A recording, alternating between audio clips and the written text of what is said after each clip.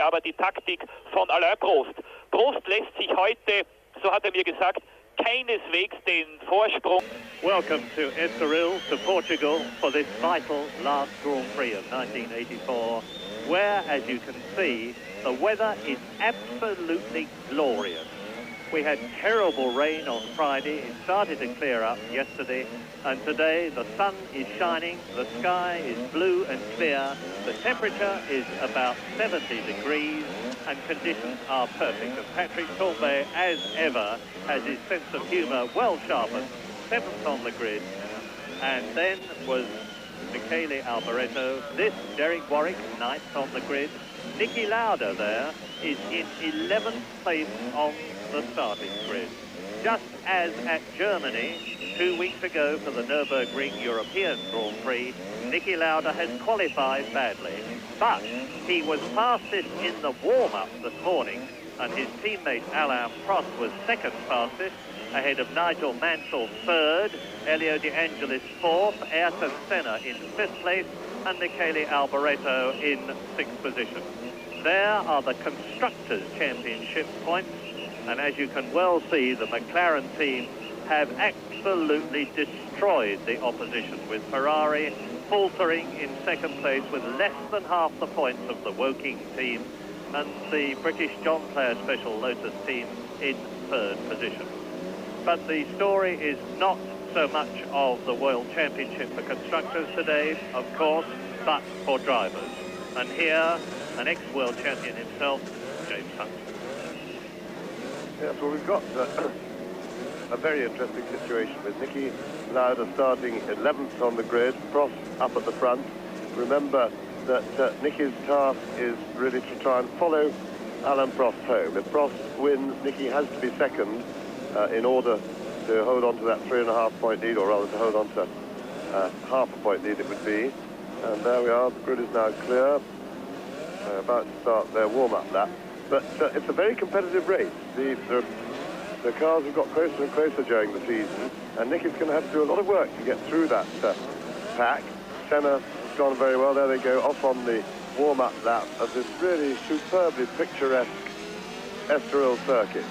It's been a joy to come here to Portugal, where they've organised their first Grand Prix, or their first Grand Prix of the modern era, very well indeed.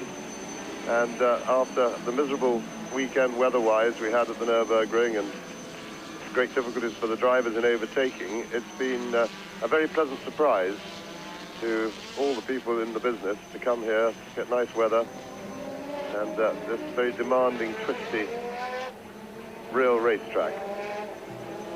So Nelson Piquet in good form, of course. He's been showing excellent form all season, but he's had a lot of trouble with reliability with his Brabham BMW. The McLarens, of course, have dominated so much on their reliability. There's been other cars as quick as them from time to time, but nobody who's good to be fast and strong. Ayrton Senna put in a wonderful performance in qualifying. He qualified third or fourth quickest, I think. He was third quickest, and that was a marvellous effort in what will sadly be his last race for Tolman. He also went well in the warm-up. In the warm-up, incidentally, this morning, the two McLarens were quickest. Lauda was fastest of all. Prost just a couple of tenths of a second slower than him. And that, of course, as we've discussed in the past, is a very important pointer to form for the race, because in qualifying they're running the boost pressure of their turbocharged engines is turned right up, so they have much more power. They can't do that for the race, and of course they run sticky tires. But this morning they're all out on a race load of fuel, which of course makes the car a great deal heavier, 220 litres of it, and on the race tires, the tires that they're planning to run in the race.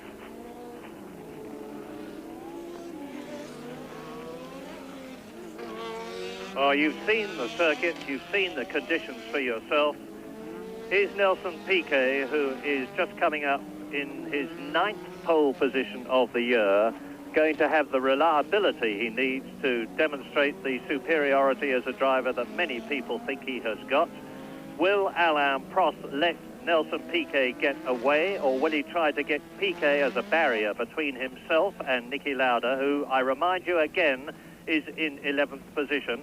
And I should also tell you that the quiet, imperturbable Ayrton Senna in his British Tolman with its Hart engine is very confident that he is going to win, and he's not a man to make idle boasts.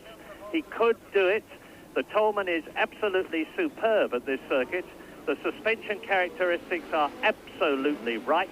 The Hart engine is producing the right sort of power. Senna, in his last race for the team before he joins John Player Special Team Lotus next year, means to win his last race for his present team. But then so does Nelson Piquet, so does Alain Prost, so does Keke Rosberg, who you see on the right behind Alain Prost, and so for that matter does from 11th position on the grid Niki Lauda and everybody else. This race over 70 laps, which is a distance of 185.3 miles. Perfect conditions.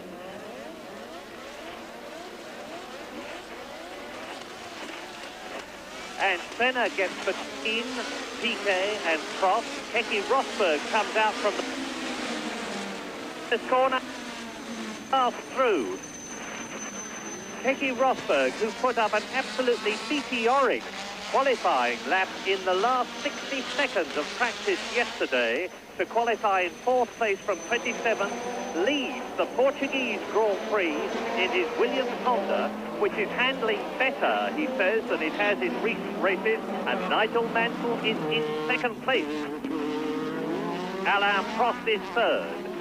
So Nelson Piquet is behind the Frenchman, and at the end of this lap we will see where Niki Lauda is in comparison with his 11th place start. But what a wonderful start for Keke Rosberg, and Niki Lauda not going well on the half lap. He was in 13th position. Yes, Lauda took a very conservative start, didn't want to get involved in the fighting because obviously it's essential that he gets the finish and is in a position to score some points. Fabulous start by Rosberg, who's really going for it. He's stretched out a little bit of clear air already. Mansell came bursting through, and it was quite a good scrum at the first corner. And a spin there. And it's still Rosberg. We will have to ident as the spin goes through. It's still Mansell 2nd. It's still Prost 3rd. In 4th position is Ayrton Senna. In 5th place it's Michele Alboreto. In 6th place it is De Angelis. And it looked like Nelson Piquet that spun. And Nelson Piquet has not gone past us, so it appears, the world champion who spun on the first lap, and that will have destroyed his chances of doing well in the Portuguese Grand Prix, the story of which, as you can see, with the Williams handling pretty wildly on the corners, but Keke Rosberg there, and Nigel Mansell looked as though he's starting to close. And Mansell ran wide there, coming out of that tight corner, and Alain Prost took advantage and nipped through. Just did that twisted section before, had a fabulous shot of Keke Rosberg, really sliding the Williams around, throwing the back of the car out, getting it sideways. And Rosberg has really come from nowhere at this meeting. He had a terrible time in practice and hadn't even qualified to it until the last couple of minutes of practice yesterday, when he got out and put in a storming lap and made that fabulous start. And he looks to be quite comfortable out there in front. Now, of course, we're going to see what Prost can do about him. Can Prost close up now that he's got a clear track in front of him? There is little doubt that Alain Prost has got the better overall car package than Keke Rosberg. The McLaren handles superbly, and I am expecting to see Alain Prost whittle away at Keke Rosberg's lead as Rosberg goes through lap 2, leading. Prost is 2nd. In 3rd position, it is Mansell. Then there is quite a gap before Senna goes through in 4th place, followed by Alboreto in 5th. And the 2nd of the John Player cars, that of Elio De Angelis, in 6th place. So both the JPS cars are in the top 6. Well, Lauda started to move slowly through the field. He was just, as they went past us here in the grandstand, he was just moving up into 9th place, I think.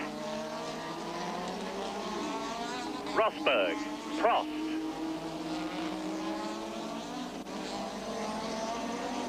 The Williams Honda.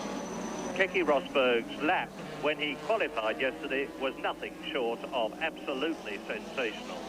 With only about a minute to go, his engine having blown in his race car, he casually walked back to the pits, put on his helmet and balaclava again, got in the car, raced off, and you can see that now, with him in the lead as they come through to finish now the third position, there is one of the Ram Hart cars out. It looked like that of Philippe Alliot, and indeed it was. So Alliot retired. Nelson Piquet has spun. The race leader is still Keke Rosberg. We are on lap 3 in this 70-lap race, and you can see now that Prost is indeed shaping to close up on the gearbox of Keke Rosberg's car as they go into turn 1, which is a falling downhill right-hander, which they take at some 150 plus miles an hour. Now into turn 2, that's the third gear, 125 miles an hour, Ben. Round turn 3, and they start to climb at about 100 miles an hour, and it's still Rosberg, Prost with Nigel Mansell holding a watching brief in third position. In fourth position is still Senna. Alboreto is in fifth position with De Angelis in sixth, and they're coming round now, turn 6 very shortly, and Niki Lauda is down the field in 11th position. He's clawed back 2 places from the ones that he dropped because he was down to 13th at one point, but he's got to do better than that. However, he's got plenty of time to do it, as now into the top straight as they come out of this long right-hander and into this little S-bend come the race leaders at the end of lap 4 with 66 laps to go at the end of it, and it is Rosberg, Prost, Mansell.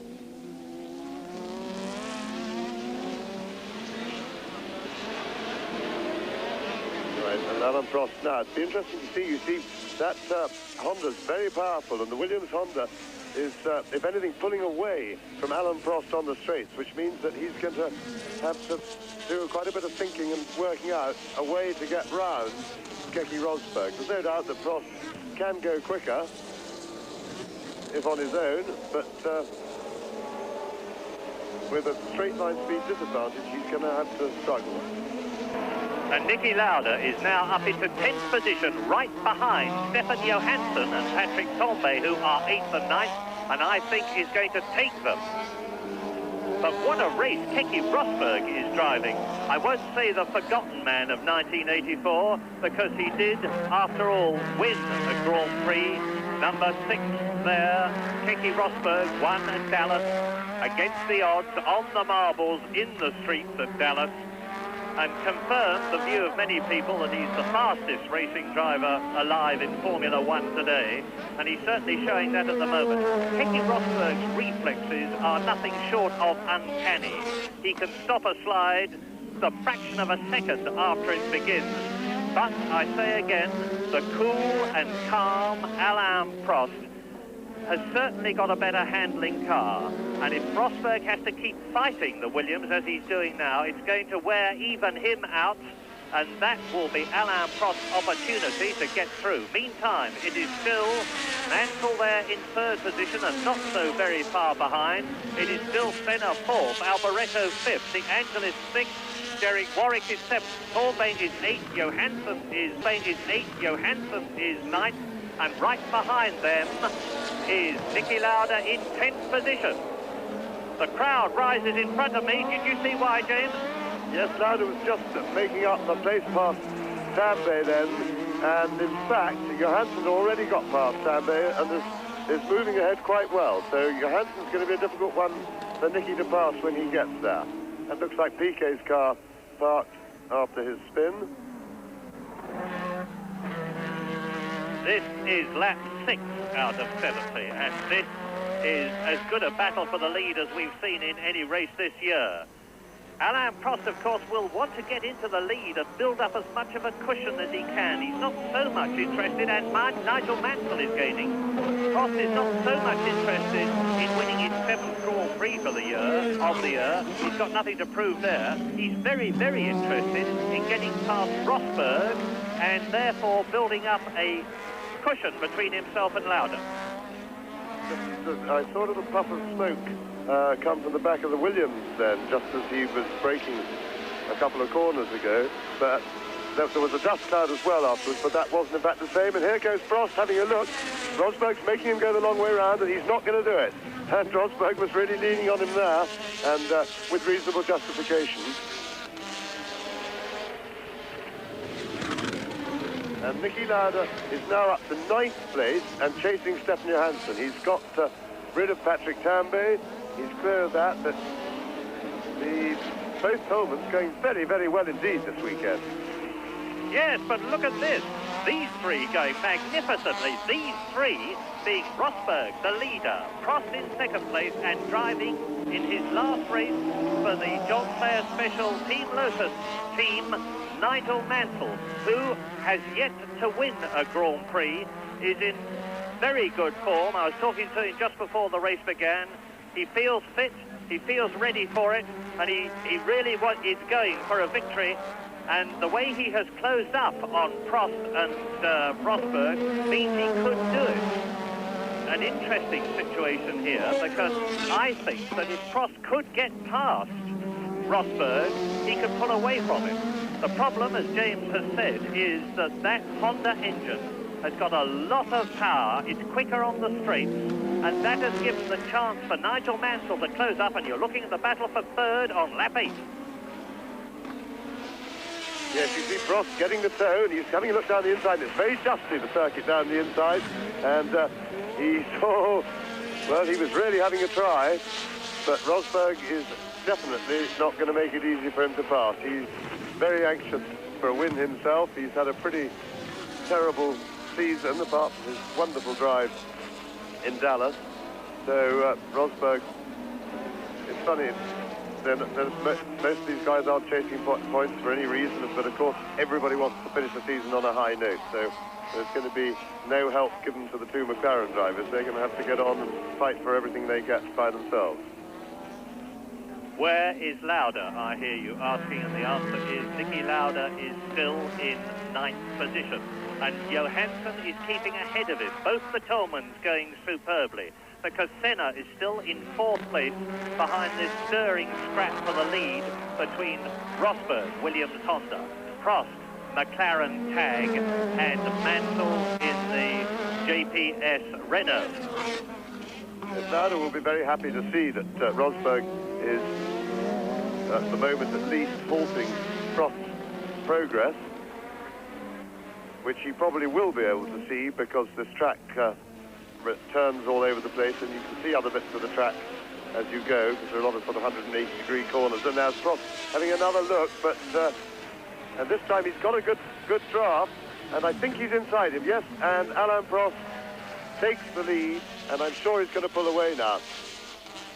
Nigel Mansell still keeping good order in 3rd place, and here we see it again, and Prost's got his car placed absolutely right, coming onto the straight, got a good toe, but still had to fight Rosberg under braking. Now you see the car twitching a bit on the heavy braking, but Prost safely through, and that'll be a big sigh of relief for him.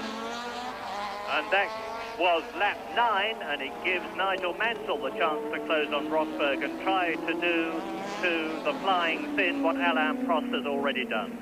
And I should say that I have never seen Alain Prost as relaxed as he is here in Portugal. In South Africa last year, for the last race of the championship, when he could have won the championship by substantially defeating Nelson Piquet, he was a bag of nerves, he had to be guarded, he was downcast. But here, in exactly the same position, with a 3.5 points World Championship disadvantage, and that is Mark Sura going out of the race. With a 3.5 points disadvantage, Alain Prost is nevertheless completely relaxed. I talked to him recently, and he was very, very cheerful and very optimistic. And Mansell now is going for that 2nd place. He's right up alongside Rosberg, who puts his foot down, and Mansell now is up. Well, how about that, James? Well, I thought that Mansell was taking a pretty big risk then. He wasn't really inside Rosberg properly, and you see Rosberg shuts on, and Mansell's right up the curb, and they were very lucky not to make contact. And I would have said that Mansell was overstretching the mark there. It was still Rosberg's corner, but he shouldn't have suffered any damage. Those curves are pretty smooth. He'll ride up over those curves okay, all things being equal. The interesting thing here, this scrap between Rosberg and Mansell, is that they're going to be teammates in the Williams Honda team next year, 1985. And Keke Rosberg has made it very clear that he doesn't actually want to drive with Nigel Mansell in the team.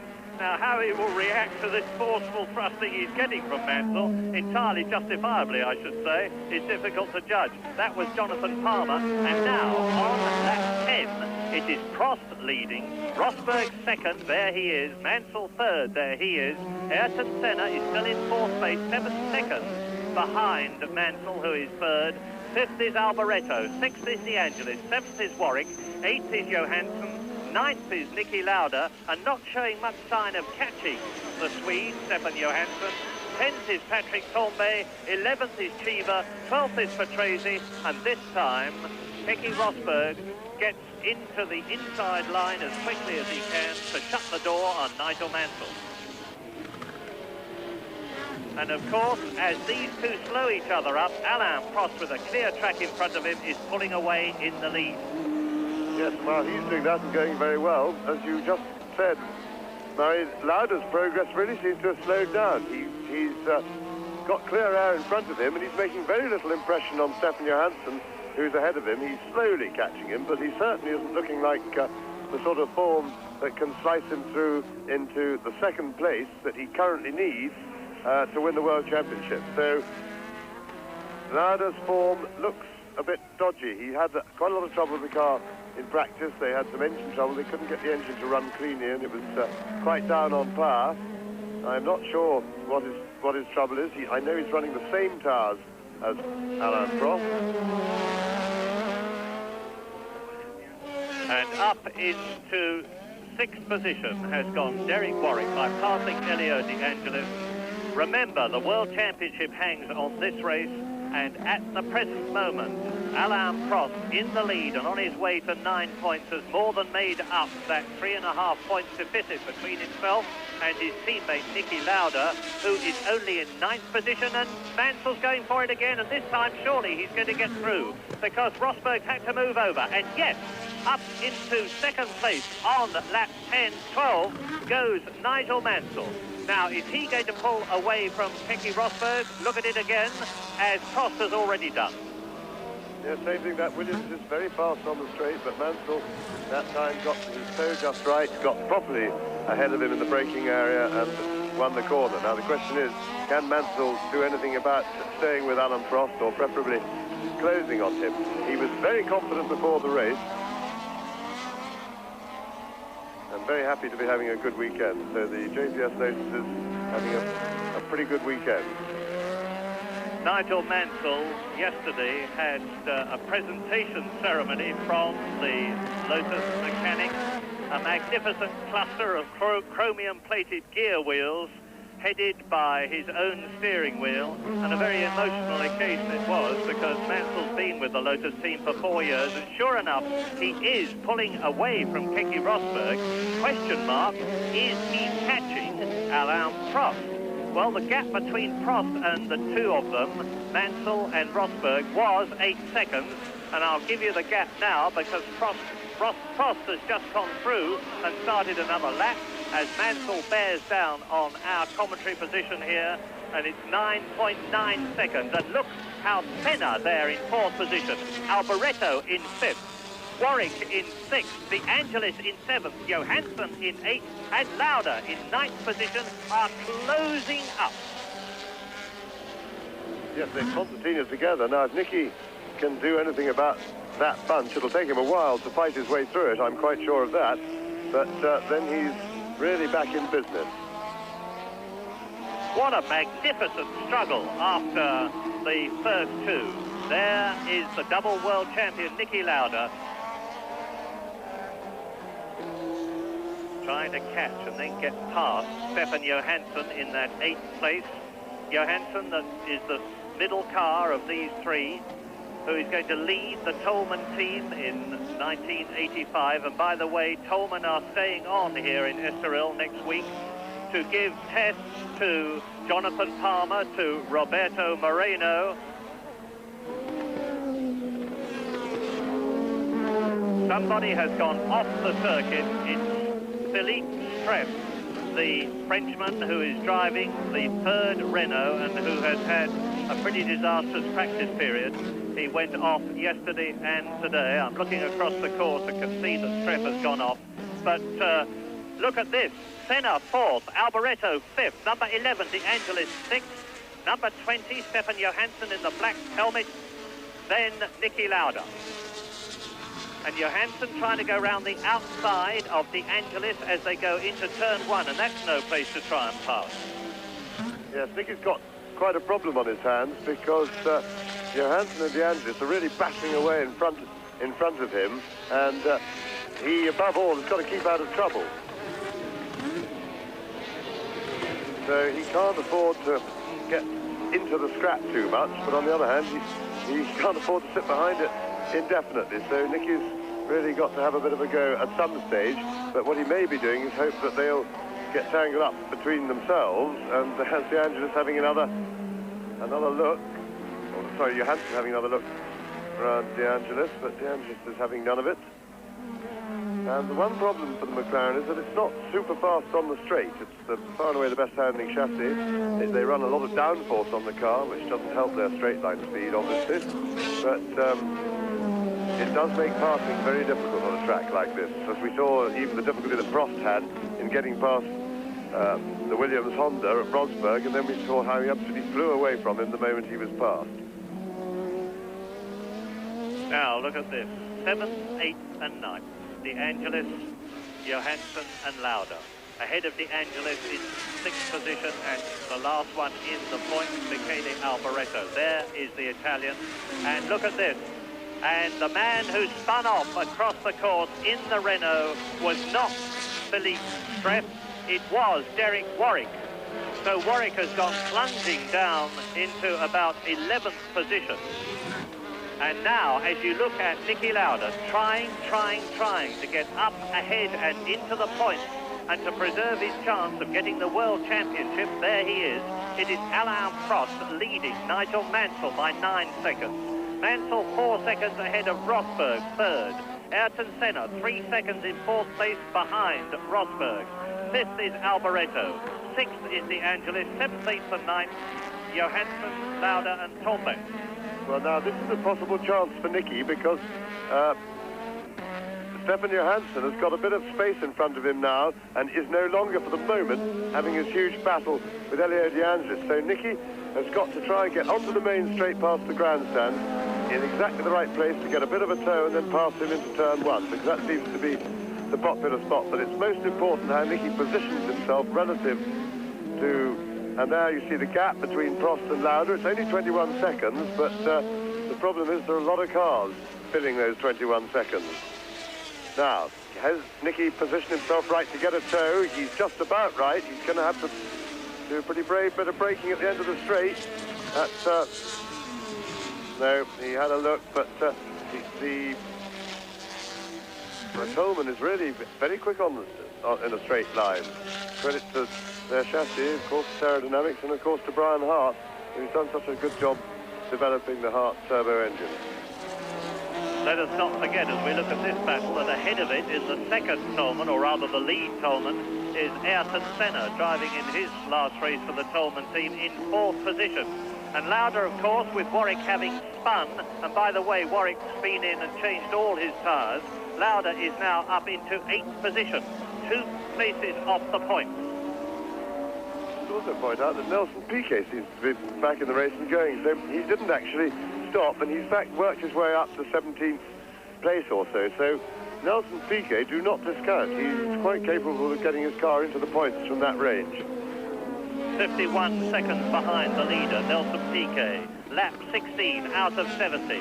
Prost leads, Mansell second, Rosberg third, Senna fourth, Alboreto fifth, De Angelis sixth, Johansson seventh, Lauda eighth. That is Lauda. Nigel Mansell is the fastest man on the circuit with 2 fastest laps. Now, he is starting to close on Prost. The gap was 9.9 seconds. It is 7.9 seconds. Lauda challenges Johansson. Lauda going for 7th. Yes, Mansell has closed a little bit, so that'll be good news for Nicky, but he's not closing fast enough, particularly. In the meantime, I really think Nicky is going to have to be a little bit braver in the braking area at the end of the straight. He's going to have to stick his neck out a little bit if he's going to go for that championship, and he really can't afford to wait too much longer before he does something about getting rid of that gaggle. It's a big challenge for him, but he can't sit at the back of it indefinitely. And this, alone on the circuit, is the race leader on lap 17, Alain Prost, majestically, smoothly as ever, driving around and closing up now on Joe Gartner in the Osella, soon to lap both him and Mauro Baldi, who are well down the field, about to be some 2.5 miles behind Alain Prost.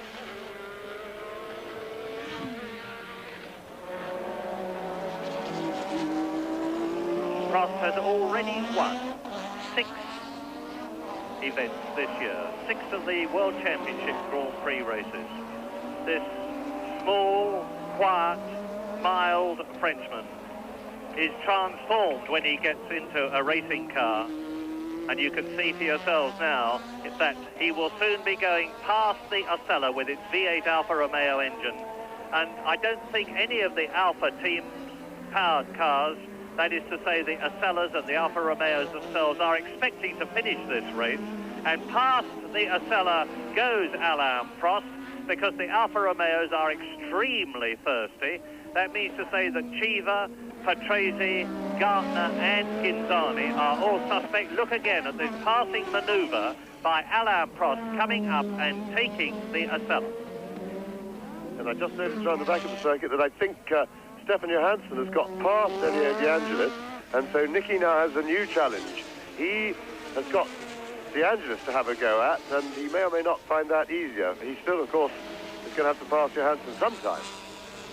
And that means that only one team has got both its cars in the top 6, and that team is Tolman, with Senna in 4th position and Johansson in 6th place.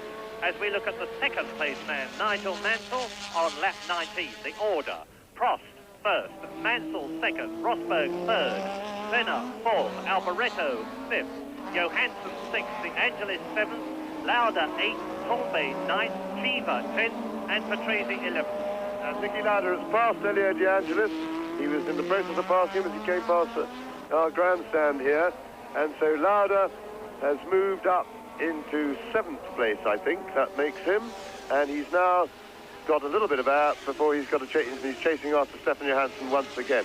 In the meantime, the front of that big gaggle from 3rd right up to 8th place is being caused, I think, by Keke Rosberg, who's obviously having to fight the handling of his Williams. He's not that happy with it, but he's creating this queue. But of course, at the moment, 3rd place would be no good to Lauda. So whilst it's a potential advantage if Rosberg is holding them up, it makes him difficult to pass, and he's still then, of course, got to get through and catch and pass Nigel Mansell.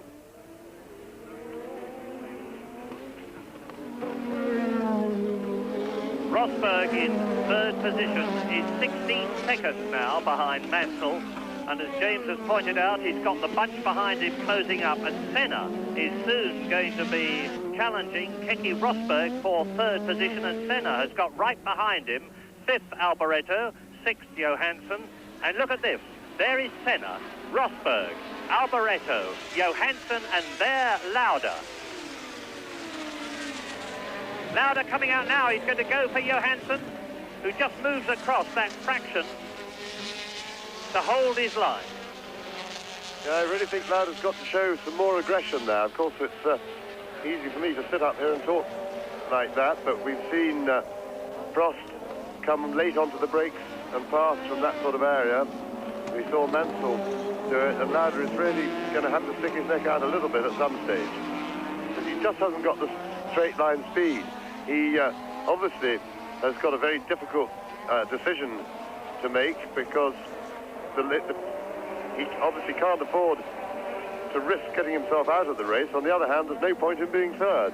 So if he's going to get all the way up to second, he's got to start doing it soon. Otherwise, the gap will be too big when he gets through that group to start chasing second place. And he can't afford to let that gap get too big.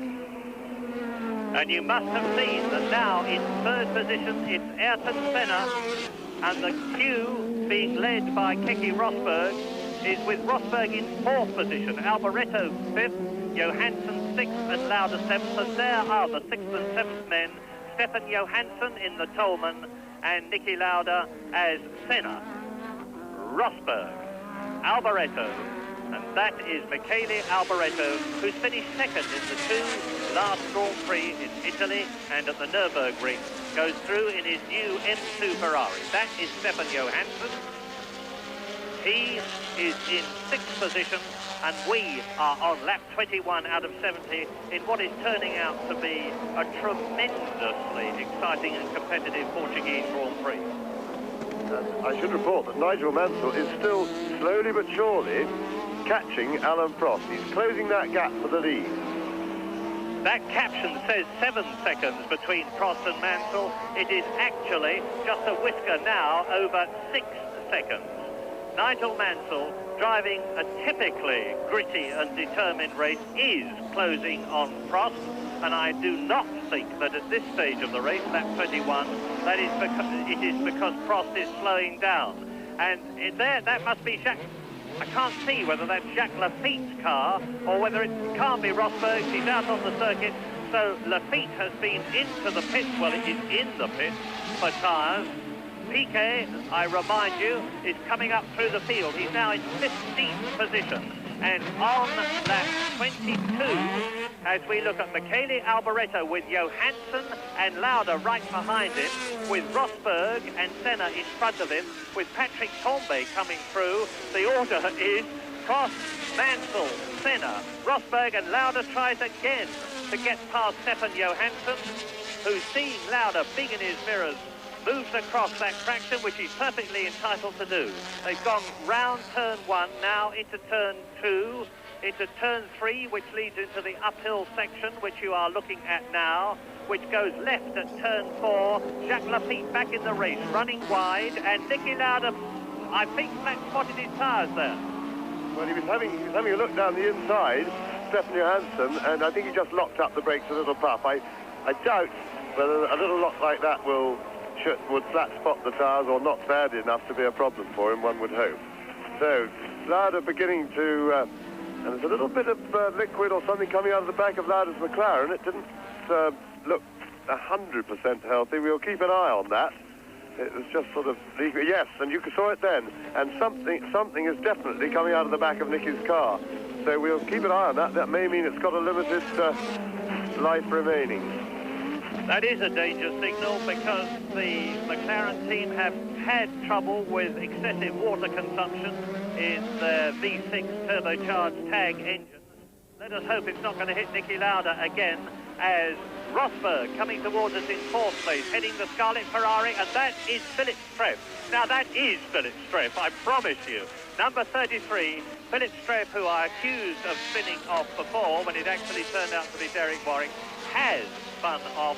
And it's still Prost, with Mansell now slipping back a bit because the gap is 7.3 seconds. Prost must have got the message and speeded up a bit. It's Prost leading, Mansell second, Senna third. There's the fourth man. There's Alboreto fifth, Johansson sixth, and Niki Lauda seventh, almost in the points, as Streff starts to tour home to the pits. And if Niki Lauda can get past Johansson, which goodness knows he's trying hard enough to do, Little Leaf, as he's called, Stefan Johansson, with that very effective helmet design, is in sixth place, and his teammate Ayrton Senna in the other Tolman is still fourth. Now, you saw that little trail of liquid come out of the back of Nicky's car. It looked like the breather overflow pipe that it was coming from, that hangs down over the back of the gearbox, but I'm doubtful as to whether that much should be coming out to be visible from the range that we're looking at, I mean, from the camera. through the camera, of course. But Nicky's got plenty of problems, though, because even as and when he can claw his way past Stefan Johansson, he's well placed to have a look now. He's got Alboreto in front of him, and if we cast our minds back a fortnight, he just couldn't do anything about getting past Alboreto at the Nürburgring. So he's got some tough guys who are pretty quick in a straight line as well, which of course compounds the problem. I think Nicky's going to have to find somewhere around the back of the circuit in front of these S's and have a little nip, like here, if he can dive inside suddenly, which he tried a couple of laps ago. Alain Prost is currently leading the World Championship by 5.5 points if everybody finishes where they are now. As into the pits again comes Jacques Laffite.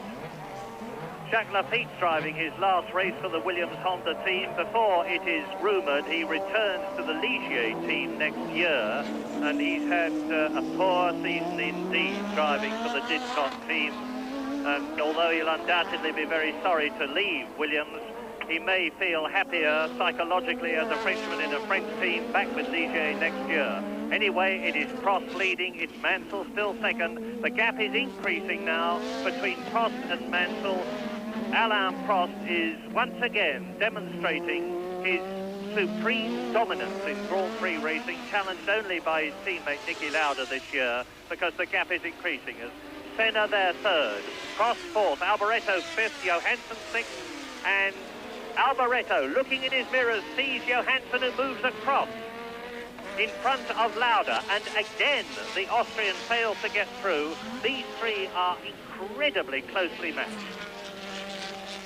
Yes, what made it very difficult for Nicky then, of course, was that Johansson was also very close to Alboreto, and it's difficult to overtake when you've got two cars absolutely on top of each other in front of you. You really need the space to do them one at a time. Imagine yourself sitting in one of these projectiles with something like 800 horsepower under your foot, doing 190, yes, 190 miles an hour down the straight, 150 and 160 miles an hour around several of the corners, down to 100 miles an hour for the slowest corner, with somebody right in front of you, somebody right behind you. You've got to stop the man behind you from getting past, and at the same time you've got to try and get ahead of the man in front. Senna, a puff of smoke from his Hart turbo engine, but that's not necessarily a problem.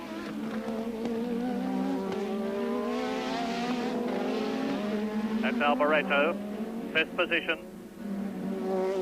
And Keke Rosberg, that we accused of dropping back and was indeed doing so, is nevertheless holding on. It's Senna third, Rosberg fourth, Alboreto fifth, Johansson sixth. There's the seventh place man, Niki Lauda. Is he going to try again? Yes, he is.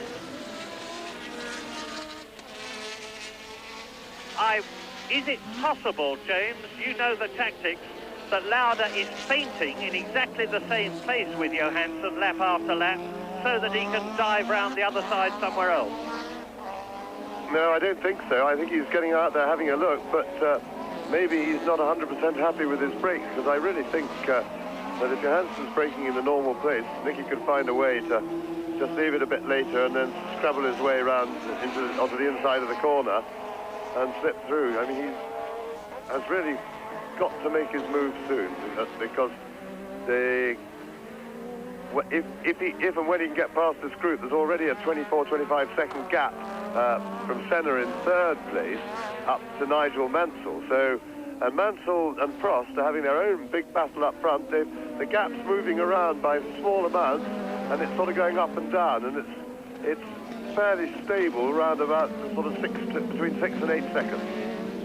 That was Thierry Boutsen walking in, obviously having parked his arrows somewhere. And behind Alain Prost and Nigel Mansell, that meteoric scrap, here it is, with Senna leading it in third position, with Lauda bringing up the rear in seventh place, and with only about 4 car lengths between them. Alboreto now is having to fight off Johansson.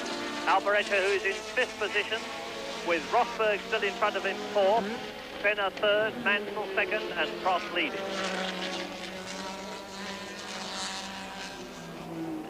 Ferrari have got their acts together much better in this race, although it is significant that René Arnoux is nowhere to be seen on the lap chart. Well, he's in 17th position and he's already been lapped. And Arnoux, who finished well up in the championship third last year, is going to finish well down, and that's Jonathan Palmer's car in the pit.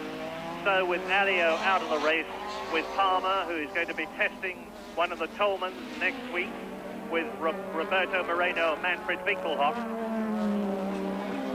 And you see there Niki Lauda passing, so Niki Lauda has gained that place, and or was it? No, it was one of the Acellas that Niki Lauda was taking. It must have been Ginzani who was in Lauda's way, and Lauda just managed to get... Yeah, there it is. There is the Acela that has been lapped. And the race order now on lap 28 is still Prost leading. Mansell, who's again charging and has got the gap down to under 7 seconds. Second place. Senna is third. Alboreto is fourth, and now Alboreto he's going to be taken by Lauda, and Lauda had taken Johansson, and with one move, or rather two very rapid moves, Niki Lauda is now up. Watch him again, taking Michele Alboreto in the Ferrari, and Niki Lauda, by passing Johansson and Alboreto, is up into fourth position, and there is Derek Warwick. Yes, Derek Warwick out. It looks like another grisly race for Renault. Streff is out, Derek Warwick is out, picking up sand on his very hot tires. Well, things have really come alive now for Niki Lauda. There's those two places, not a moment too soon for him. And so Lauda is now chasing Ayrton Senna, who's the one person he's got left to deal with before he heads off the long chase. If he can get past Senna, catch and pass him, then he's got the long chase to Nigel Mansell, who's already well over 25 seconds clear of Senna's third place. And the race order now on lap 29 with Alain Prost leading. Nigel Mansell second. Senna is in third place. Rosberg is in fourth position, and there is Lauda behind Rosberg in fifth place. So Lauda is now on 2 World Championship points. He started 3.5 points ahead of Alain Prost, who is currently on 9. So Lauda is starting to look good. And there he is. And the leaders are now up amongst the midfield men. They've passed the tail enders. Nelson Piquet has been into the pits. Nevertheless, he is in 13th position. And Niki Lauda fairly streaking away ahead of Alboreto. Prost leading. Mansell second. Senna third. Lauda fourth now. And for fourth position, of course, you get 3 points. So Lauda has now got 6 points between himself and Prost in this race.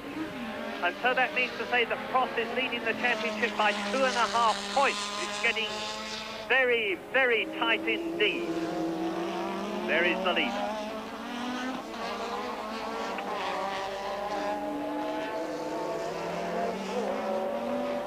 Alain Prost, number 7, driving in his 73rd Grand Prix, compared with Niki Lauda's 157th. Yes, a magnificent job Prost is doing. Qualified well again.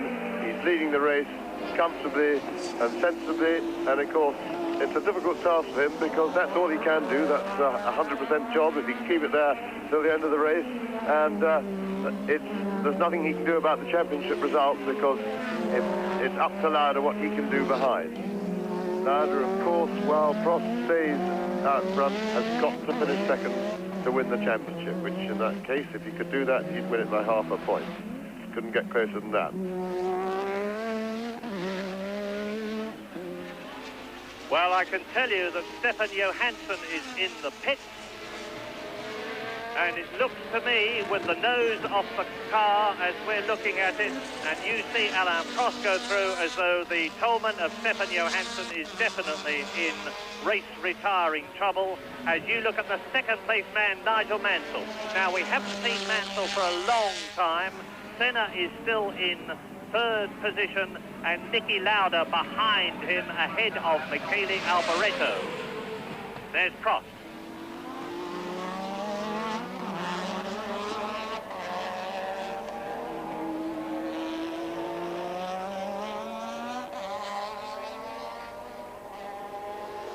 There's the Ligier of Andrea de Cesaris, and we are on lap 31 now.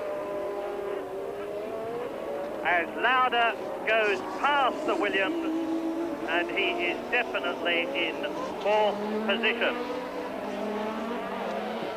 So now, on lap 31, Rosberg has been pushed down by Niki Lauda. There's the replay of the Finn who led the Portuguese Grand Prix in the opening stages for the first 8 laps. And now, with Prost leading, Mansell second, Senna in third position, that is the time gap. But really, the time gap doesn't matter too much to Niki Lauda, because if he can continue his progress through the field, for instance, if he can catch Senna and then get within sparring distance of Nigel Mansell, he could do what he needs to do, and that is literally to follow Alain Prost round, no matter what the gap. Now, there was Senna third. There is Lauda in fourth position ahead of Rosberg fifth, with Alboreto in sixth position, and Niki Lauda is gaining, no doubt about that, on Ayrton Senna, the young Brazilian in the Tolman Hart. Watch the progress of Niki Lauda. Remember, of course, that Niki had quite a lot of difficulty passing the sister car of Stefan Johansson, the other Tolman, and the Tolman is certainly very competent for straight line speed. So the one difference being, of course, that when Niki was following Johansson, Johansson was in turn following Alboreto and others, and therefore getting a bit of a tow himself, which would have helped his straight line speed. So it may, hopefully for Niki, just be just a little bit easier to deal with Senna when he gets there, on the basis that Senna will have clear air in front of him and no help from a tow. You can see how hard Lauda is trying on lap 32, and the championship gap is now only 1.5 points between this man in fourth position, Niki Lauda, and Alain Prost, the race leader. Because if Alain Prost won this race, he would get 71.5 points. Lauda is currently in fourth position on 70 points.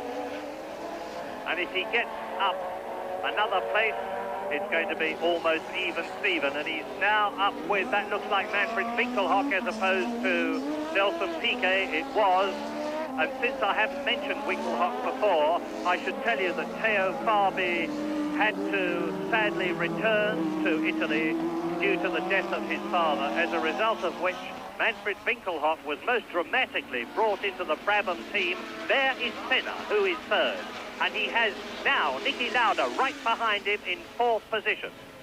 And if Niki Lauda can get up in it, there's Lauda trying, and Senna holding him off in the new distinctively liveried Tolman.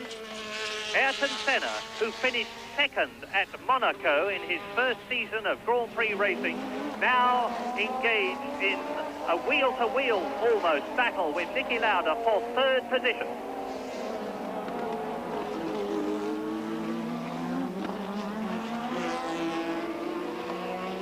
So the British built and powered Tolman Hart with its four-cylinder engine against Niki Lauda, and he's going through, is he? No, as they go into that long looping turn 6, Senna holds him off. Well, he certainly had a good long look. He really tried to get inside, but Senna managed to stay light on his brake pedal for long enough. But I think if Niki can get into the right position as they come onto the main straight, that's where he's going to do it with an outbrake at the end of the straight. François Hainaut in the Ligier out of the Portuguese Grand Prix, and up at the front the battle continues.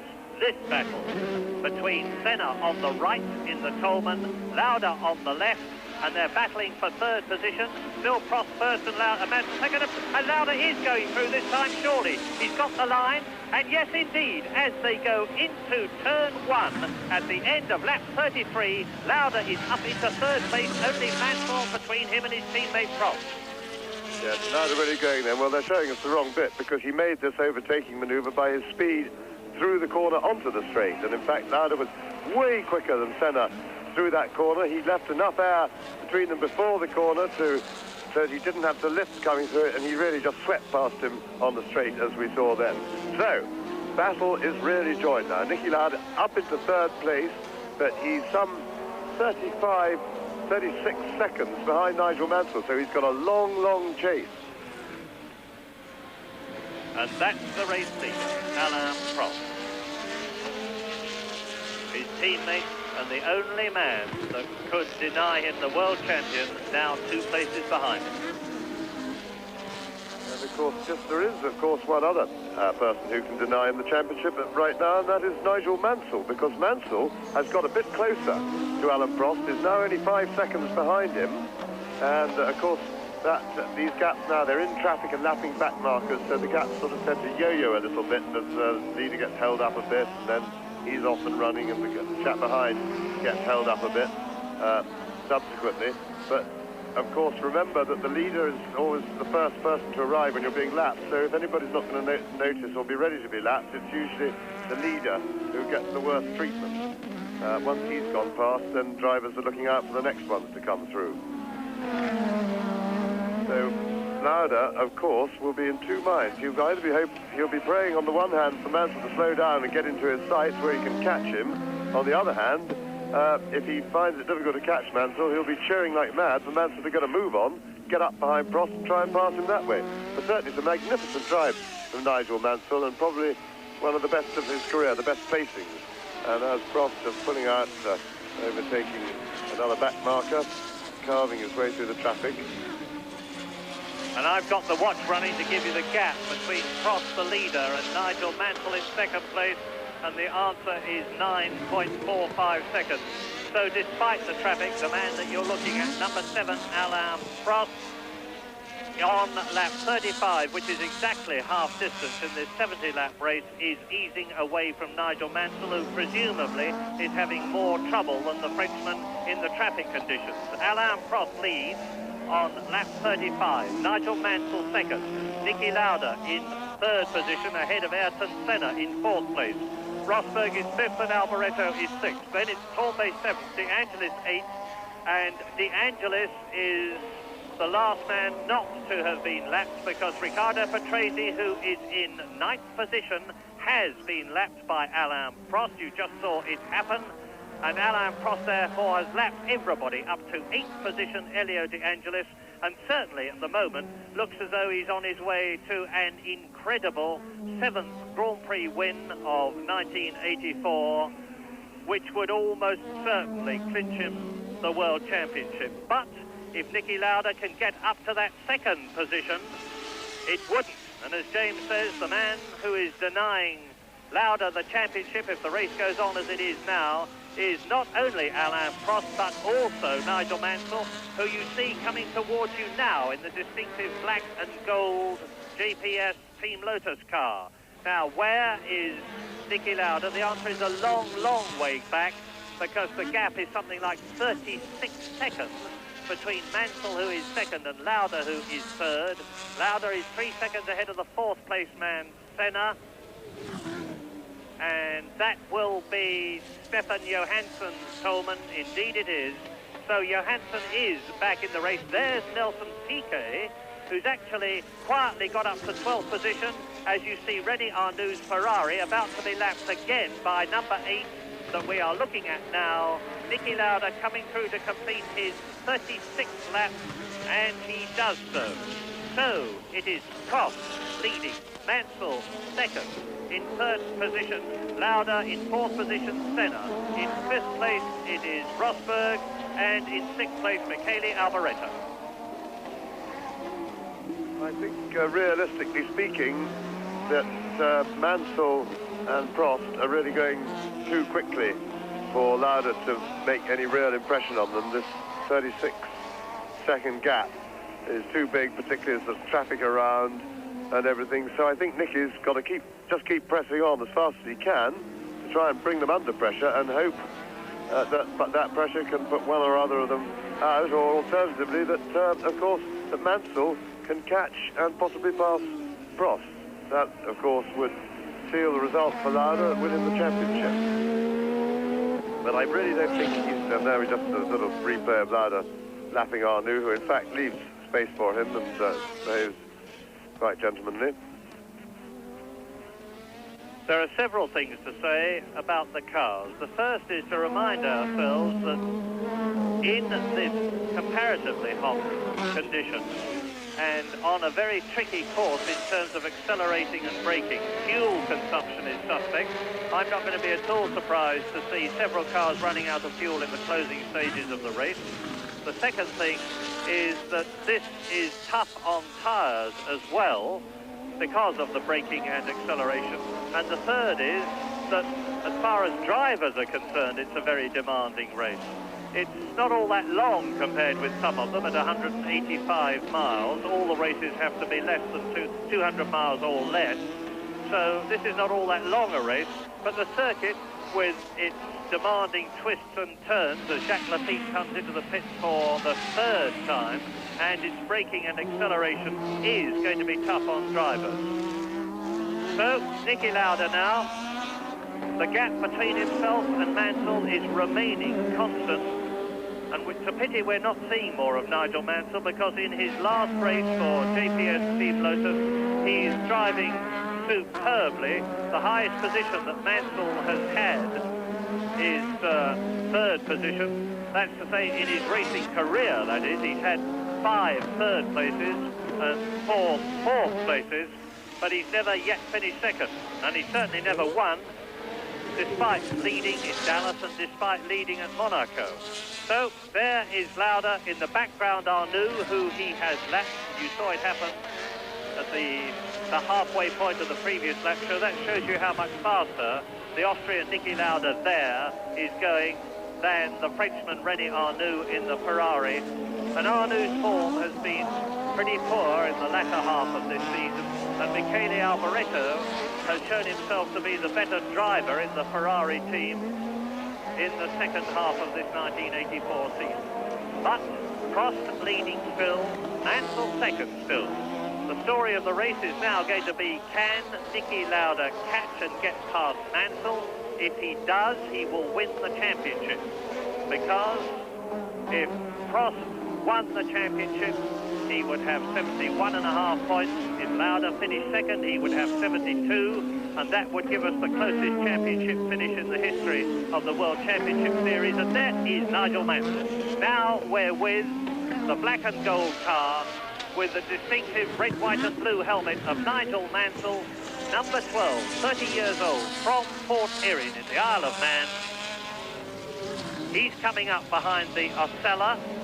It looked like Gartner's Osella as opposed to Ginzani's Osella, and that has got Mauro Baldi's car, the Spirit Heart, in front of it.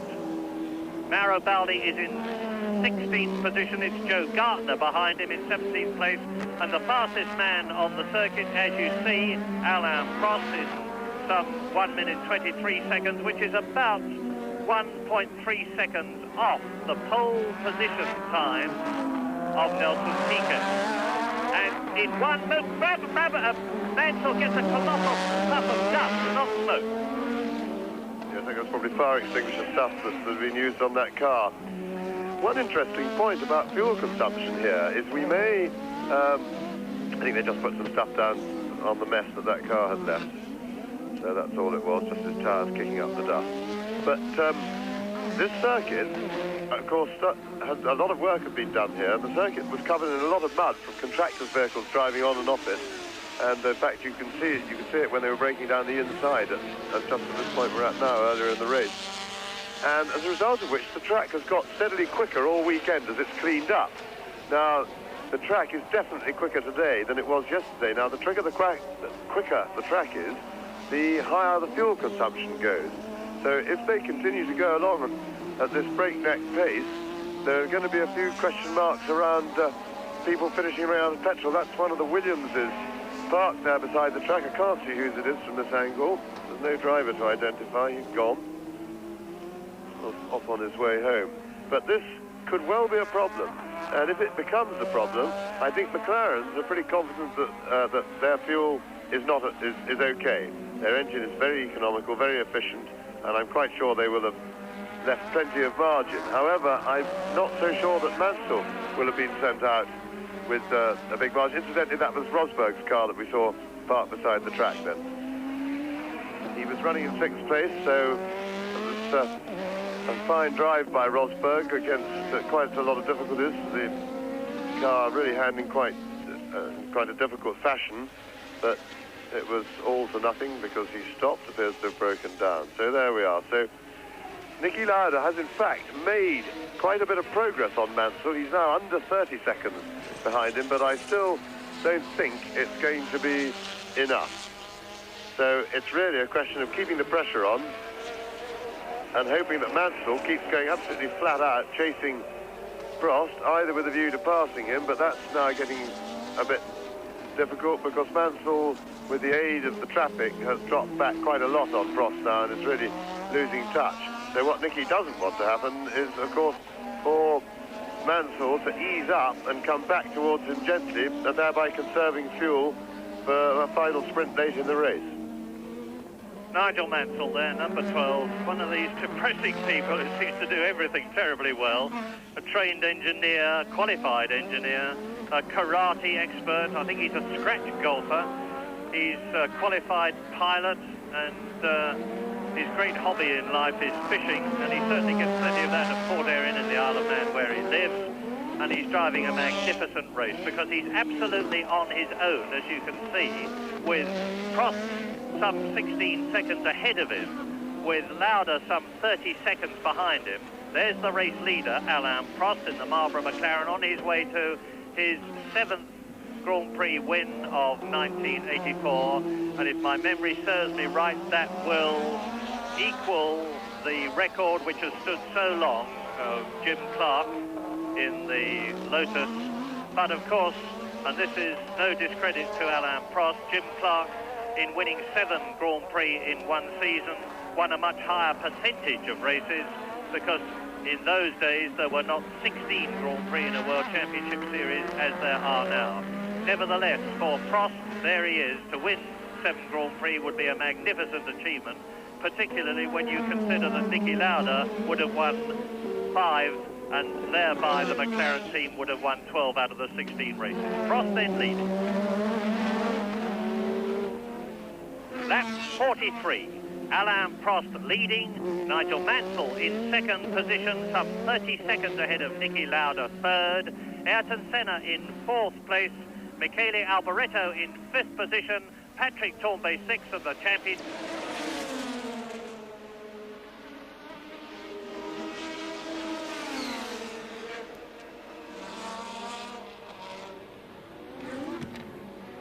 Prost hat Derek Warwick überrundet. Warwick liegt an 13. Stelle nach 2 Drehern und einem Boxenstopp mit nur einer Runde Rückstand. Ja, aber Mansell wird es langsamer. Mansell 17 Sekunden hinter Prost und 27 Sekunden nur noch vor Niki Lauda.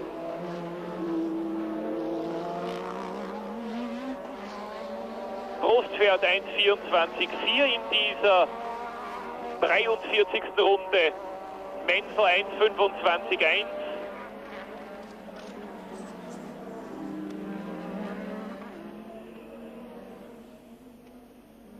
Alle anderen Ereignisse werden ja überschattet, überstrahlt vom Titelduell zwischen Lauda und Prost.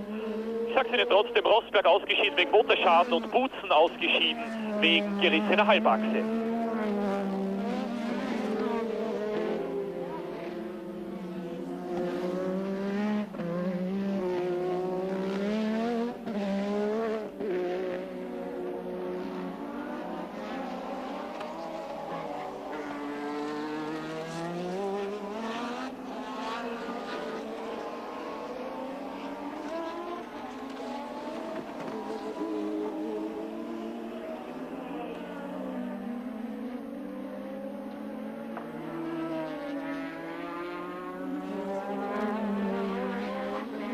Das spannendste Weltmeisterschaftsfinale, an das ich mich erinnern kann. Ein Platz fehlt Niki Lauda zum Weltmeistertitel, obwohl ja auch die letzten Finalrennen recht spannend waren, zweimal in Las Vegas, einmal in Kyalami, Dreher von Michele Alboreto. Retourgang, den müssen alle Formel 1 Fahrzeuge haben, weil sie ja in einer gefährlichen Situation sein können. Alboreto nimmt noch sehr viel Schmutz und Dreck auf die Piste mit, ist aber wieder im Rennen. Alboreto hat damit seinen 5. Platz, glaube ich, gerade noch vor Patrick Tambay gerettet.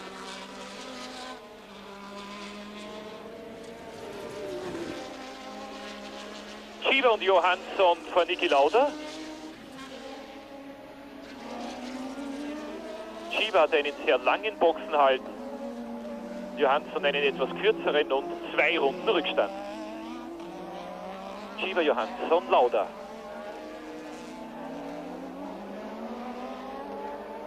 ...26,2 Sekunden zwischen Menzel und Lauda. Wir sind in der 44., 45. Runde.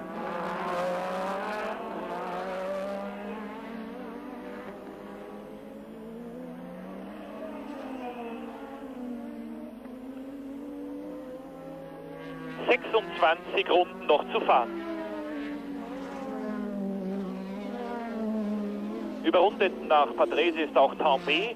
6 nur noch in der gleichen Runde. Prost, Menzel, Lauda, Senna, Alboreto nach seinem Dreher und De Angelis. Eine Runde zurück, Tambay, Patrese, Winkelhock, De Cesaris, Piquet, Arnoux. Dann 2 Runden Rückstand, Warwick, Berger 14., Gardner 15., dann Streif, Johansson, Baldi, Ginzani und Lafitte. Johansson gegen Chiva. Lauda gegen Chiva. Lauda gegen Johansson. Also da hat man wieder mal gesehen, mit wie viel Herz der Niki Lauda heuer Grand Prix Rennen fährt. Da hat es viele Leute gegeben, die gesagt haben, Lauda, ein Professor, er fährt immer nur mit äußerster Berechnung, ohne Risiko. Und jetzt haben sie gesehen, was Niki Lauda zwischen diesen Wagen von Johansson und von Chiva gemacht hat. Akrobatische Wagenbeherrschung, rechts, links, sowas, wie wir es bis jetzt eigentlich nur von Keke Rosberg gesehen haben. Aber das war ja das Schwierige in diesem Jahr für Niki Lauda, sich so zu überwinden, dass man nicht nur mit Hirn, sondern auch mit sehr viel Herz, mit sehr viel Mut zum Risiko und vor allem mit sehr viel Freude am Risiko Autorennen fährt. Und das hat Niki Lauda ja von Saisonbeginn an gesagt, das wird notwendig sein, um Alain Prost in der Weltmeisterschaft zu besiegen. Den stärksten Gegner, den er im Kampf um die Weltmeisterschaft je gehabt hat. Und jetzt sehen Sie noch einmal, was da los war. Johansson, Lauda.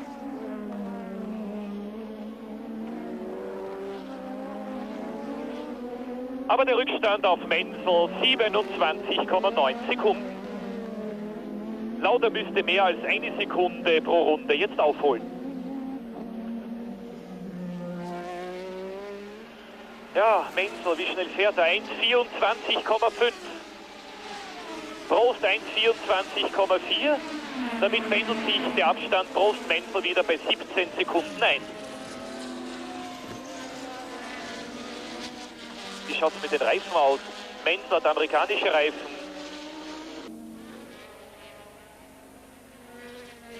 Lauda now coming up behind the Ligier of, it looks like, Andrea De Cesaris. It's very difficult to tell him and Eno apart. And Michele Alboreto is still ahead of Elio De Angelis, 5th and 6th, with Patrick Tambay 7th.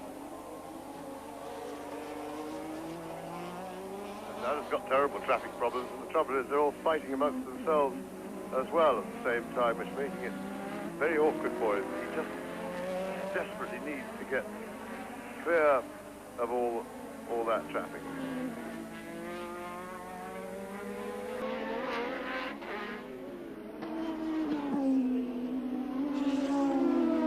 Lauda ist wieder im dichten Pulk.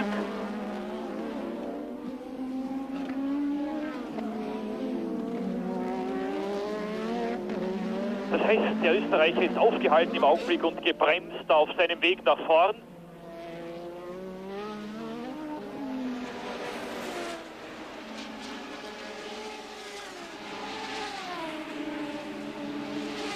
An De Cesaris vorbei.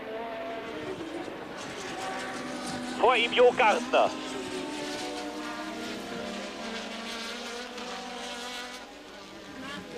Weiter vorne Winkelhock und dann Gerhard Berger.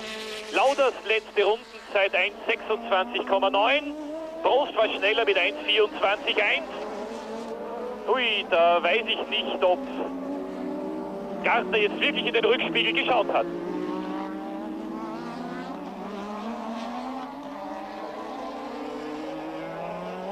Puh, das war aber knapp. Und als Folge 49 Sekunden Differenz zwischen Prost und Lauda.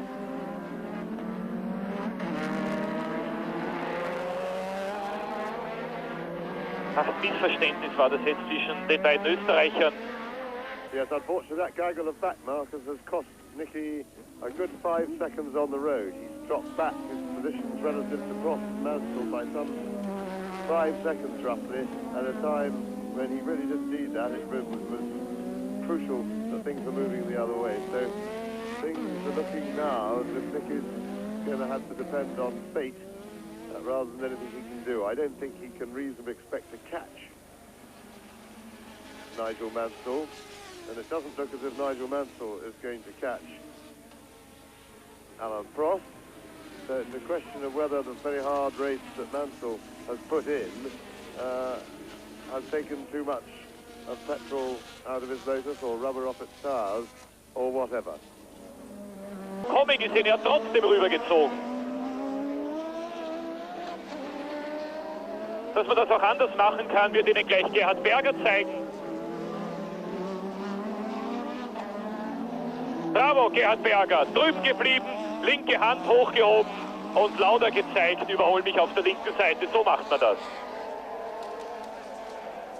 Prost hinter Michele Alboreto. Einmal in dieser Saison hat es schon Probleme für Niki Lauda gegeben, als er hinter Winklock herfuhr. Allerdings hatte der Deutsche damals überhaupt keine Schuld. Sein Motor ist explodiert und Niki Lauda ist, ich glaube in Kyalami war das, Niki Lauda ist durch eine Rauchwolke hindurchgefahren. Nichts ist passiert, Lauda ist damals sehr gut durchgekommen und er hat ja auch in Kyalami zum ersten Mal mit einem Turbo gewonnen. Prost, Mansell, Lauda.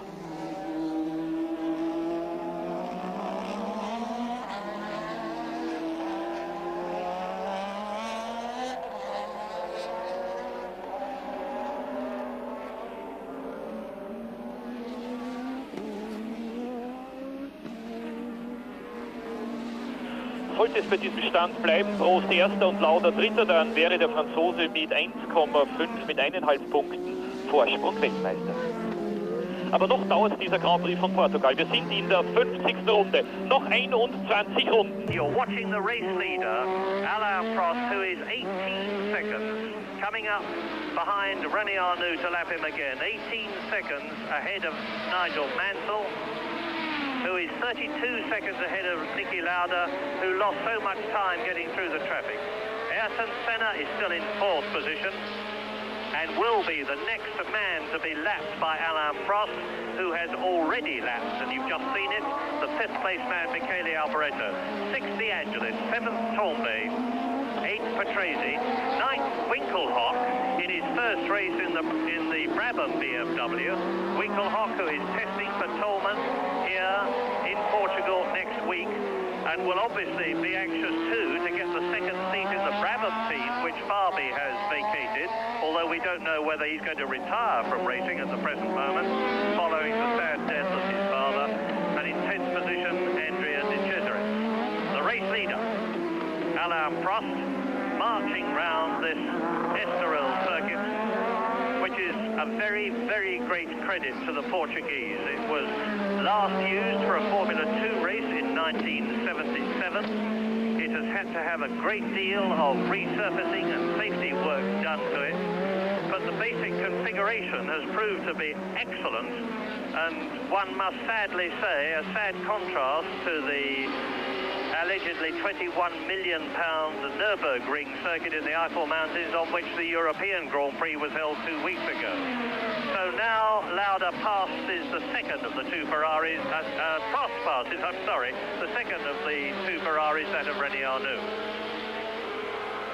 Well, the one little ray of slightly good news for Niki Lauda at the moment is that apart from one Alfa Romeo, upon whose tail he's sitting right now to lap, he's got pretty much a completely clear road in front of him to Nigel Mansell, so he won't have any more back markers to deal with, or certainly not for some time. On the other hand, he's got a very large gap in less than 20 laps to go. He's got a gap of very nearly 30 seconds, and that's going to be too much to pull unless Mansell has trouble. But I would think that Nicky certainly should keep the pressure on as hard as he can all the way up. It's no good to him coming third anyway, so no harm in breaking his car in his efforts if that's what he's going to do, or risking running out of fuel. But he's really got to pressurize Mansell as much as he possibly can. You can see from the caption that the gap between Mansell and Lauda is 30 seconds to the nearest full second, with Senna still fourth. Alboreto still fifth but lapped. DeAngelis still sixth. Torbay seventh. Patrese eighth. Winkelhock ninth. Piquet now in 10th position, 1 lap behind, but running well. De Cesaris in 11th position, and Arnoux is in 12th position. Then Derek Warwick disappeared from the lap charts altogether. There's something exciting happening because the crowd is going berserk in front of me, and I'm sorry to say I cannot tell you what it is. James? I think Mansell's in trouble, and I think Lauda might have passed him. I can't see it. I saw a Lotus go off the circuit and go straight on down at the hairpin now. Now, which Lotus is that? He's now regained the circuit. He went straight on the downhill hairpin, but I can't understand. It may... Well, we'll wait and see when they come round. Yes, let's not guess at it. It's absolutely critical, because if it was Mansell, it means that Lauda's in second place, and he is. He is. Niki Lauda on lap 53 out of 70 has moved up into second position, and in doing so has taken the lead in the World Championship. He has to keep running. Well, I don't know what happened then, because Lauda had come round on Mansell's tail, so I think Mansell must have had a spin, got going again, and there is Mansell cruising round, and he then went straight on another corner, so something must have gone a bit awry with his car, I would imagine. However, a major turn up, and there is Alan Prost, and what a terrible blow that must be for him, because as things stand now, Niki Lauda is going to be world champion for the third time, and I think Prost will, I mean, really the fairest result would be a shared championship, but that doesn't happen, of course.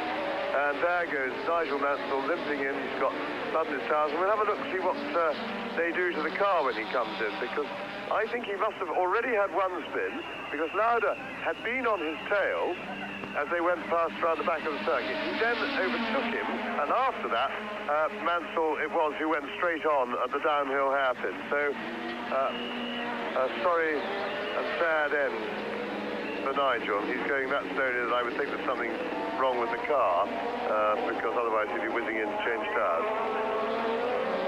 Yes, well, so there is Niki Lauda. Well, this is an incredible development, and it just shows you that in Grand Prix racing you can never take anything for granted. What we failed to spot in the excitement of Mansell's disappearance, of course, was that Niki Lauda had also got past Ayrton Senna. So Lauda now in second position behind Alain Prost, and since that means that Prost is on 9 points, Lauda is on 6 points, it means to say that Lauda, who started this race 3.5 points ahead of Alain Prost, is, as James rightly says, on his way to his third World Championship in his 157th Grand Prix, a quite incredible achievement. He first won the championship in 1975, then he won it again in 1977, 7 years ago, and that was 1 year after his dreadful fiery accident at the Nürburgring in the Ferrari, and that it's terribly difficult to tell whether, I was going to say whether it was Streff or Warwick. The caption told it was Warwick, and judging from the distinctive way that he was walking away, it was indeed Derek Warwick, which means to say that only one out of the 3 Renaults which started, Torbay, Warwick and Streff, is left in this Portuguese Grand Prix, and it is Patrick Torbay who is in 6th position, 1 lap behind the race leader, Alain Prost, who is followed by the man you are looking at, the wily Niki Lauda, who was winding Alain Prost up in the Marlborough hospitality unit this morning. He was saying to Alain Prost, jokingly I emphasize, you should let me win. I'm an old man, I haven't got much racing left in me. I've won 2 championships already. I would like to go out winning a 3rd. And Alain Prost was ignoring this pathetic story from Niki Lauda. But it looks as though Lauda is going to be world champion.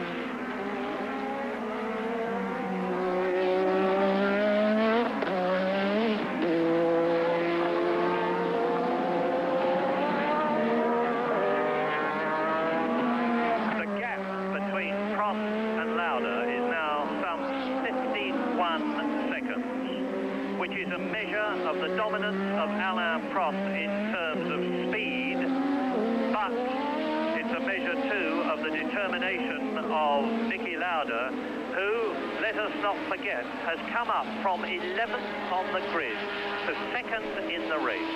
And it must be a very, very deflated, disheartened and depressed Alain Prost in the lead, knowing that drive his heart out, though he has been doing, it's not going to avail him.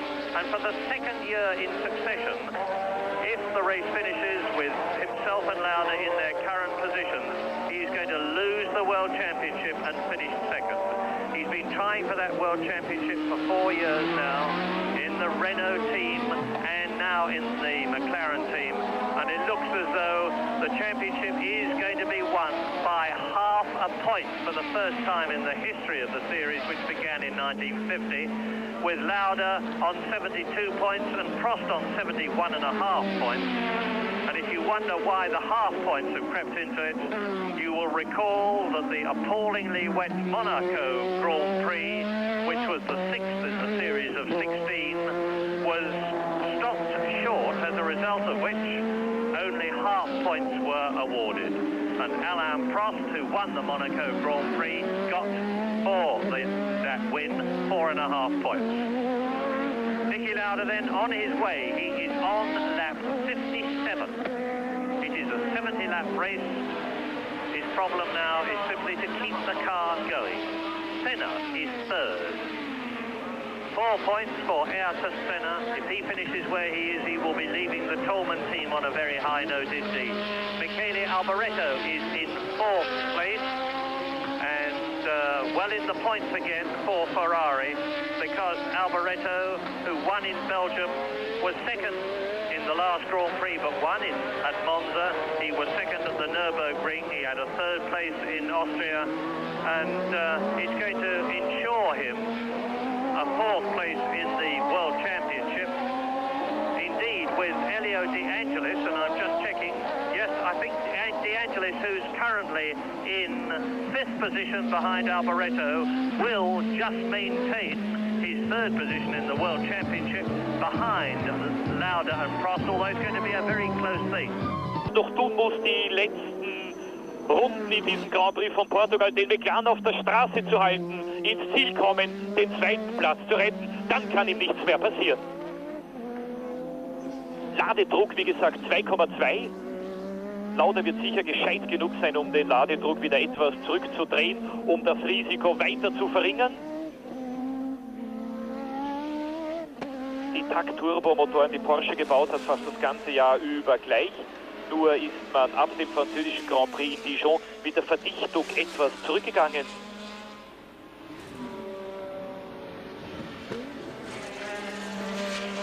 Hoffentlich wird der Sprint nicht allzu knapp. In Montreal hat man Niki Lauda aus der McLaren-Box, als er hinter Nelson Piquet Zweiter war, signalisiert, more boost, das heißt Ladedruck erhöhen. Lauda hat sich in diesem Augenblick gedacht, wieso weiß die Box, wie viel Sprit ich noch habe, und hat den Ladedruck justament zurückgedreht, und das war seine Rettung, denn am Ende hatte Lauda gerade noch 4 Liter Sprit im Tank. Zuletzt auf dem Nürburgring Trostsieger mit 5 Litern. Lauda hatte noch 6 Liter Sprit an Bord. Erlaubt sind heuer ja nur 220 Liter. Das heißt, die Konstrukteure reizen diese 220 Liter nicht bis zum letzten Tropfen aus. Weil sollte man bei der Ausgliederung der Tanks draufkommen, dass 220,1 Liter Fassungsvermögen des Tanks beträgt, dann würde das unweigerlich disqualifizieren. Let's go live now, again to James Hunt and Murray Walker.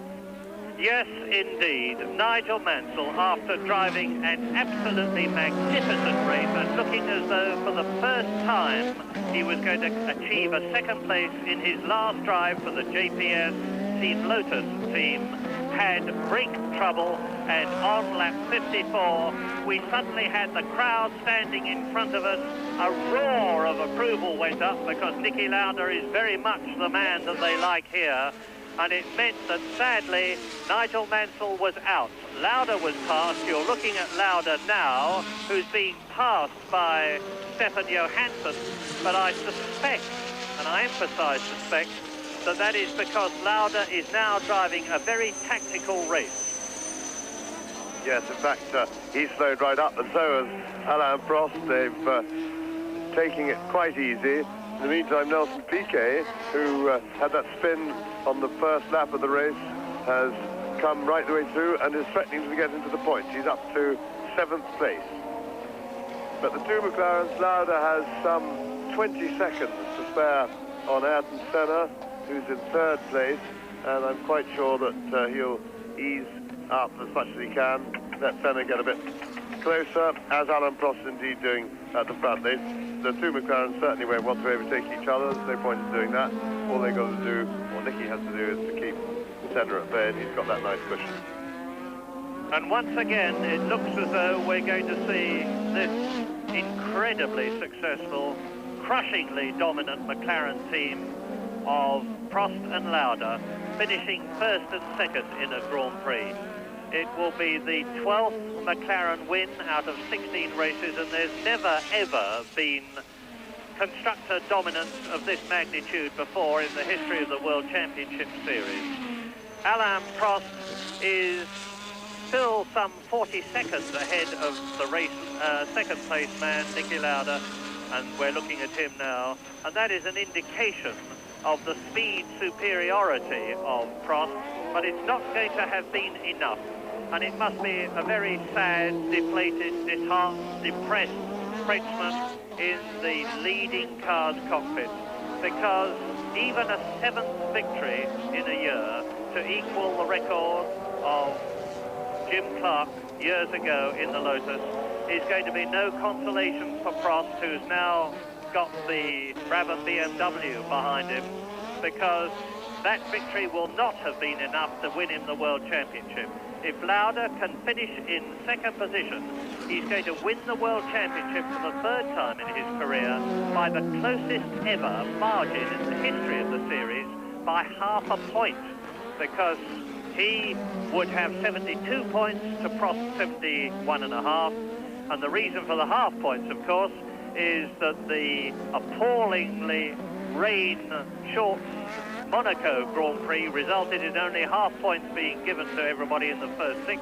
The winner, Alain Prost, only got 4.5 points instead of the usual 9. And you see now how much, too, Alain Prost has slowed down to ensure reliability, because there is the Ferrari of René Arnoux unlapping itself. Prost lapped Arnoux for the 2nd time a few laps ago. And the race order then on lap 61 in this 70-lap Portuguese Grand Prix, a most enormous success from the point of view of the circuit, the quality of the racing, the severity of the circuit, is Alain Prost leading his teammate Niki Lauda, who is on his way to his 3rd World Championship, by 40 seconds. Lauda is 17 seconds ahead of Ayrton Senna in the Toleman, who is some 16 seconds ahead of the 4th place man Michele Alboreto. 5th is Elio De Angelis in the JPS, who has been lapped. 6th is Tombe. 7th is Piquet, who's really flying. And you can see now that Elio De Angelis is about to unlap himself from Alain Prost.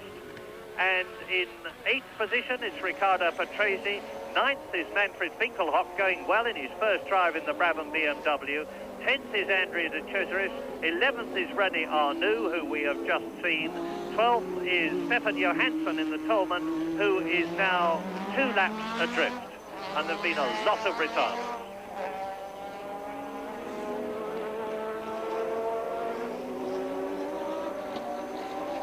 Well, it must be bitterly disappointing for Alan Prost. He's done everything he could today, on the day.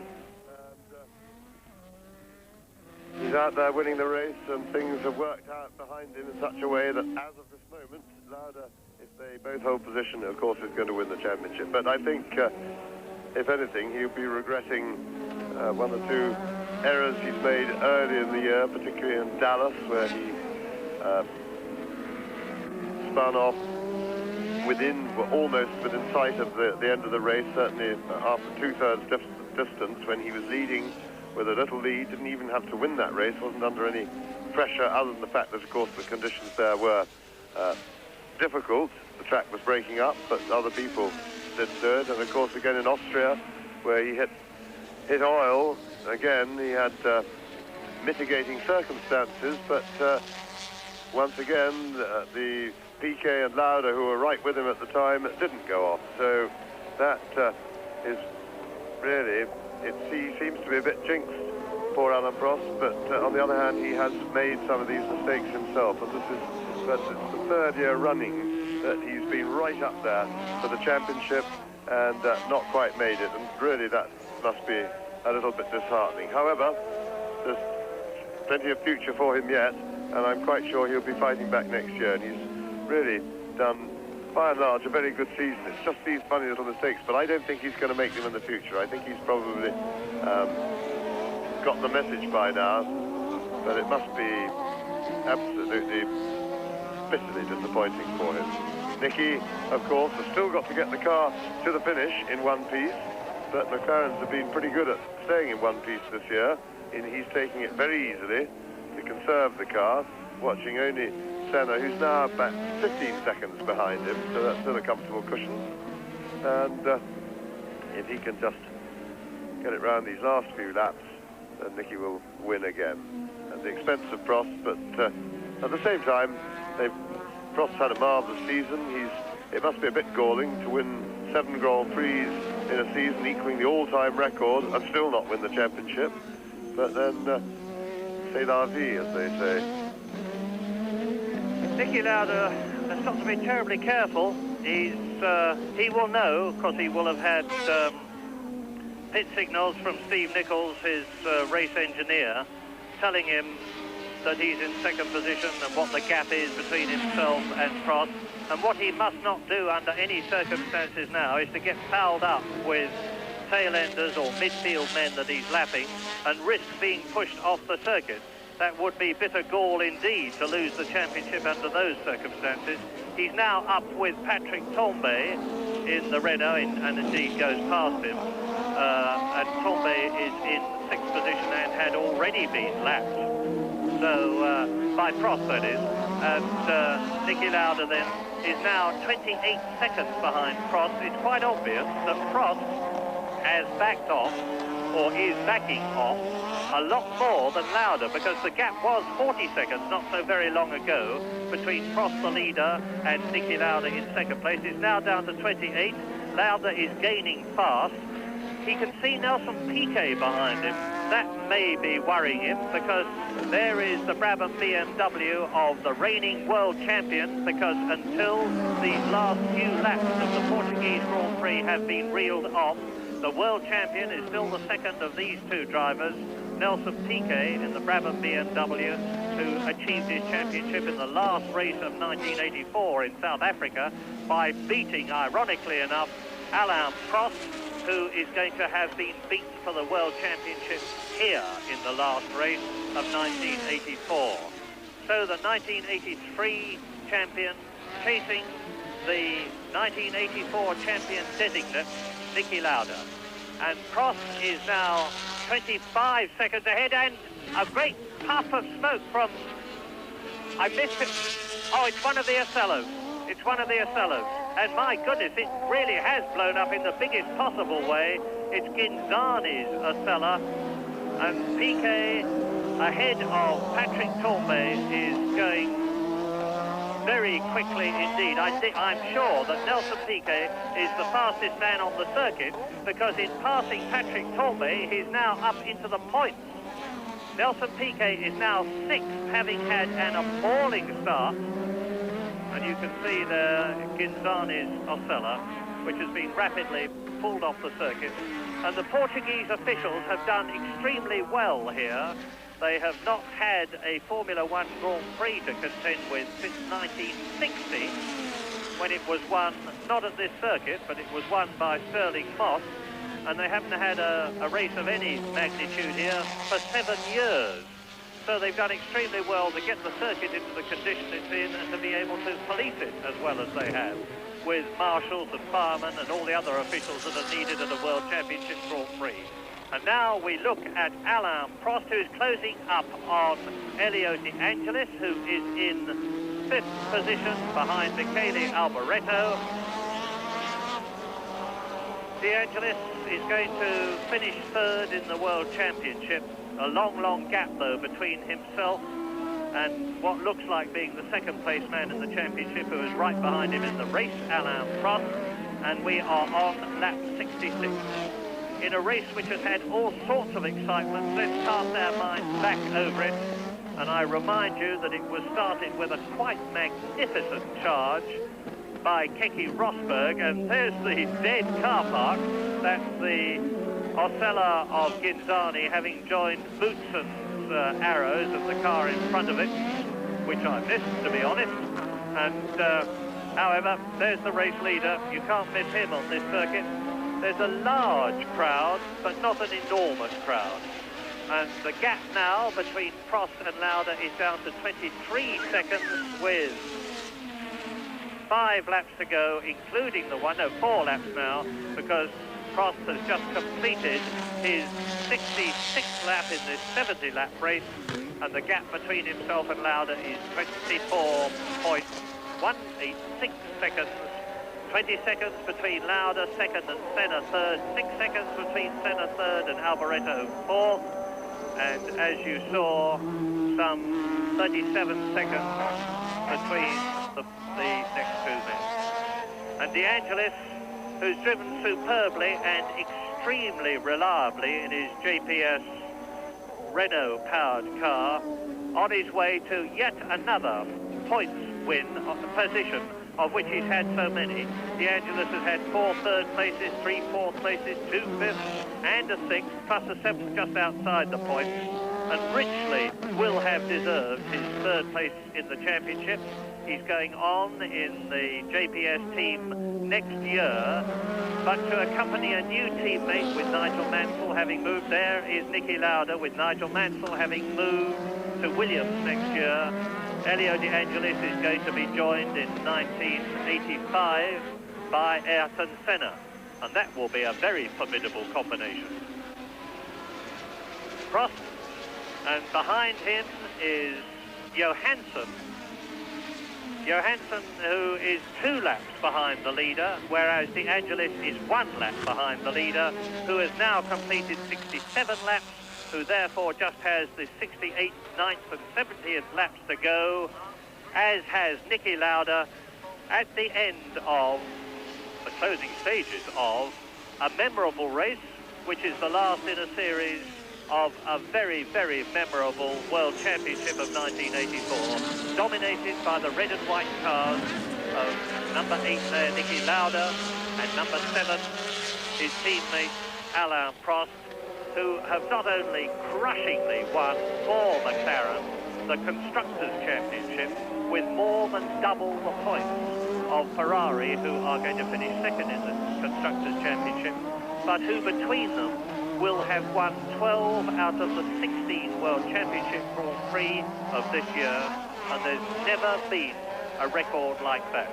To finish 1st and 2nd, that's been done by one team, but not to win the Constructors' Championship by such an enormous margin.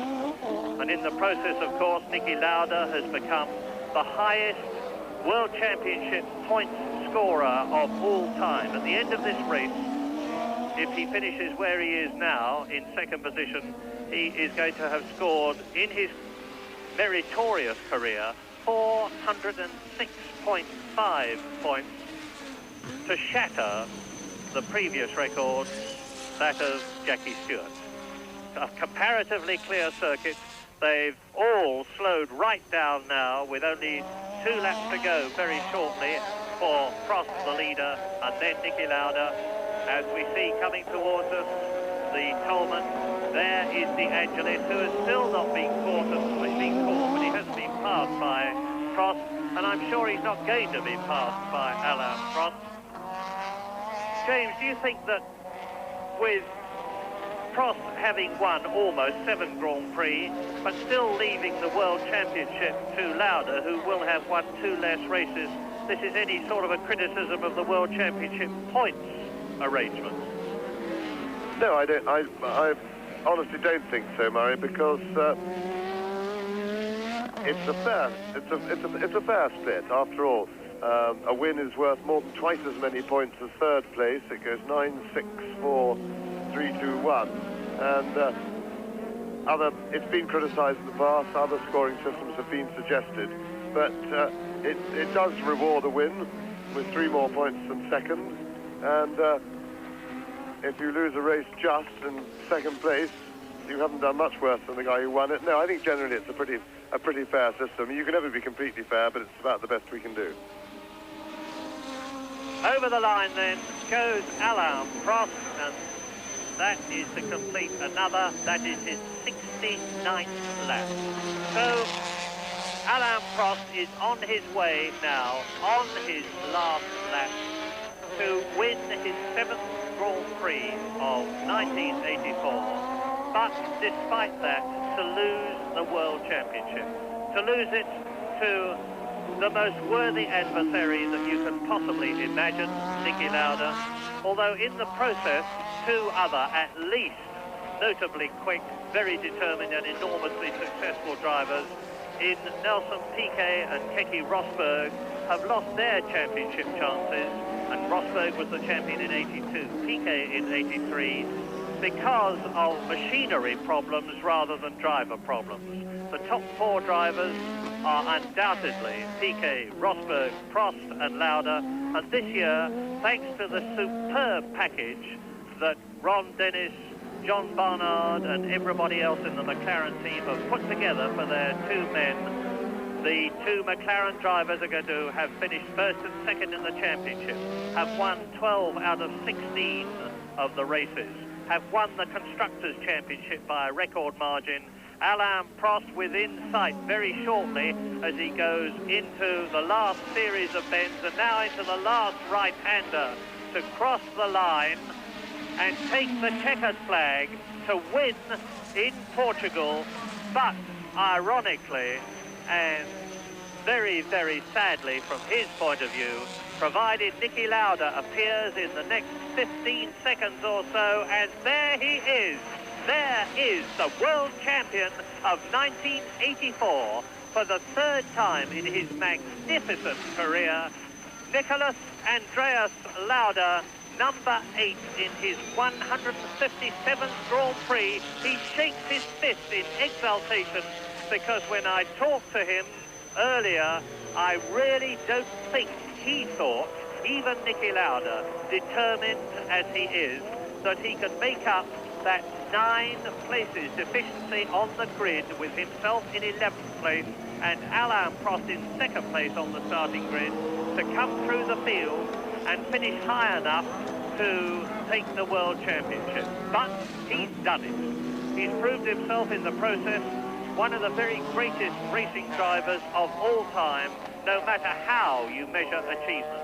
Whether you measure it in terms of victories, whether you measure it in terms of years behind the wheel, whether you measure it in terms of pole positions, record laps, race finishes, points earned, Niki Lauda is, without doubt, one of the very greatest.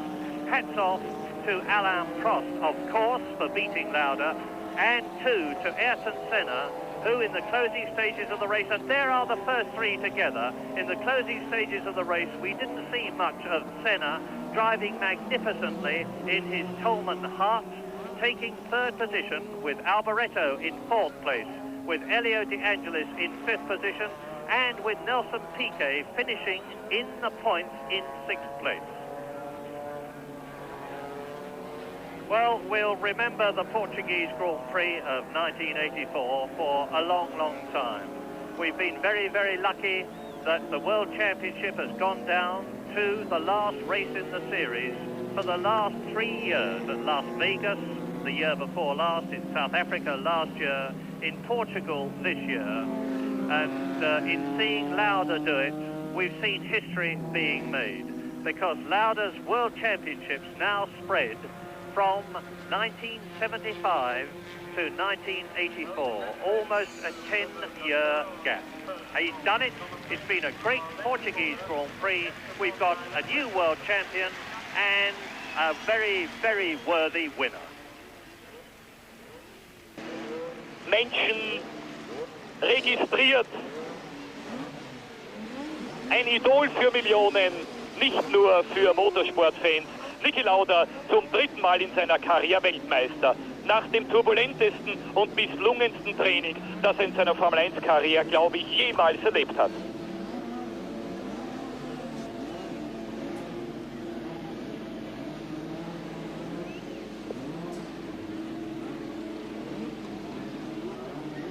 Fast hätte man schon nicht mehr geglaubt, aber man hat gesehen, wozu Niki Lauda fähig ist.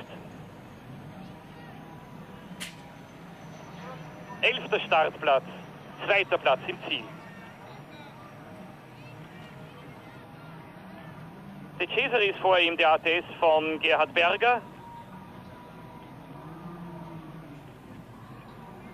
Alles nur Staffage bei den heutigen Ereignissen in Portugal. Ich hoffe, wir haben Zeit genug, um uns die Siegerehrung noch anzuschauen. Denn Niki Lauda als neuer Weltmeister, zum 3. Mal erleben wir das nach 1975 und 77 auf Ferrari, jetzt mit dem McLaren Takt-Turbo-Motor, den Porsche gebaut hat, zum 3. Mal in seiner Karriere Weltmeister.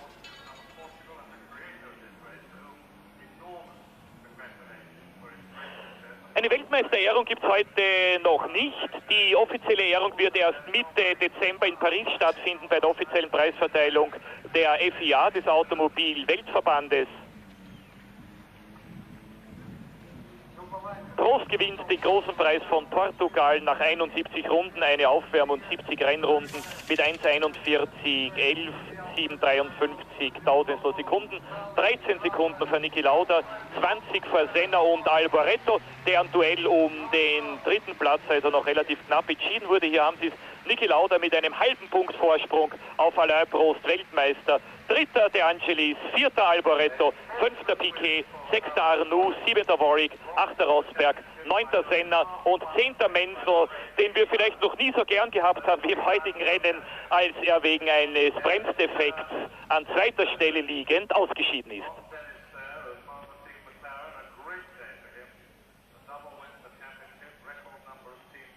Das sind sehr ehrliche Bilder jetzt von der Siegerehrung.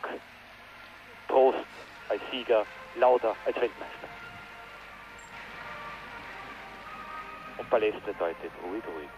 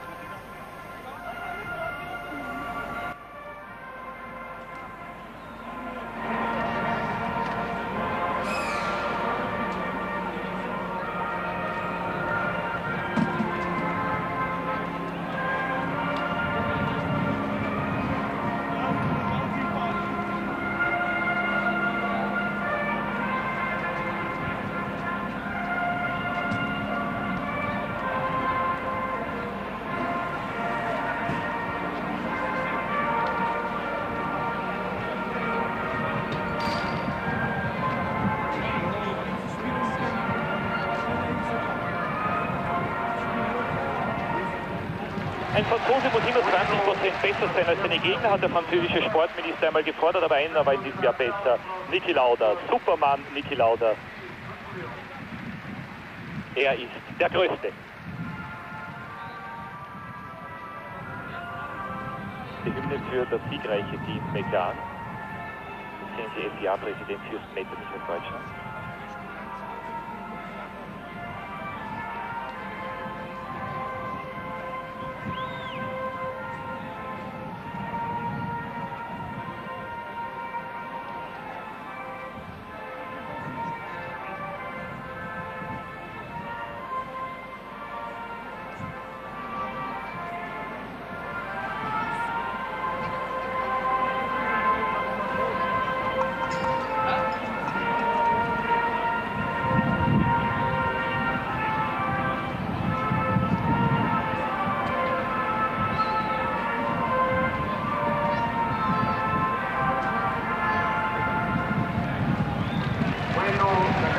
Der neue Niki Lauda, Automobilweltmeister 1984. Ich weiß nicht schon, wie viel Karriere des Österreichers durch den Weltmeistertitel nach seinem grandiosen Comeback gekrönt. Als Dritter auf dem Siegerpodest Ayrton Senna, der junge Brasilianer, der hier vor ein paar Jahren Vize-Weltmeister im Kartfahren geworden ist. Prost hat diese Strecke schon gekannt. Lauda war noch nie hier in Estoril. So viel hat er gegen sich gehabt. Aber es ist unglaublich, woher Niki Lauda immer wieder seine Reserven, seine Kräfte nimmt. Ron Dennis, der Teamchef, gratuliert Alain Prost zum 7. Saisonsieg. Ja, 7-mal in einer Saison Grand Prix-Sieger und trotzdem nicht Weltmeister, hat es auch noch nie gegeben. Man hat den armen Sterling Moss immer bemitleidet, auch Jim Clark bei 4 Saisonsiegen und trotzdem nicht Weltmeister, aber Niki Lauda war in diesem Jahr um einen halben Punkt besser.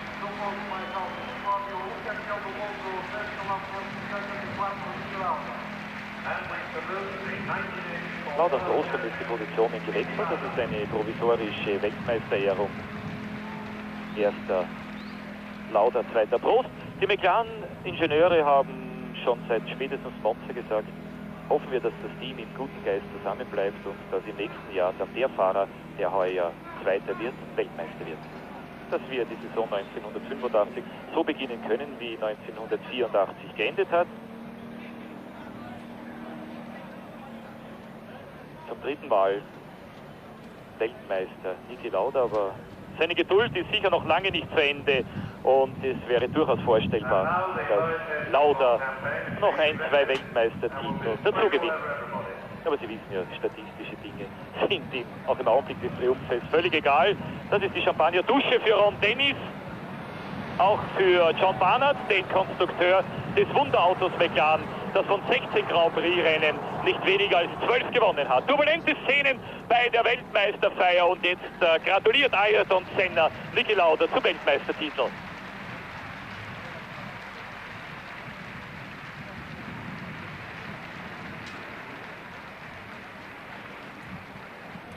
Die vielen Monate der Mineralwasser, des Körnelfutters und der Salat ist im Augenblick für Niki Lauda vorbei. Ein Schluck Champagner.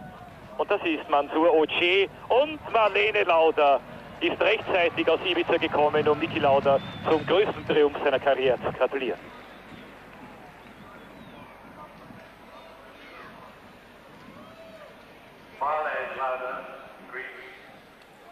Alain Prost war ein großartiger, ein fantastischer Gegner in dieser Saison. Die beiden letzten Rennen also unter schwerstem Druck stand, hat er gewonnen. Mehr konnte er eigentlich nicht tun von seiner Warte aus. Dass es trotzdem nicht mehr zum Weltmeistertitel gereicht hat, lag daran, dass es einen noch besseren gegeben hat, nämlich Niki Lauda.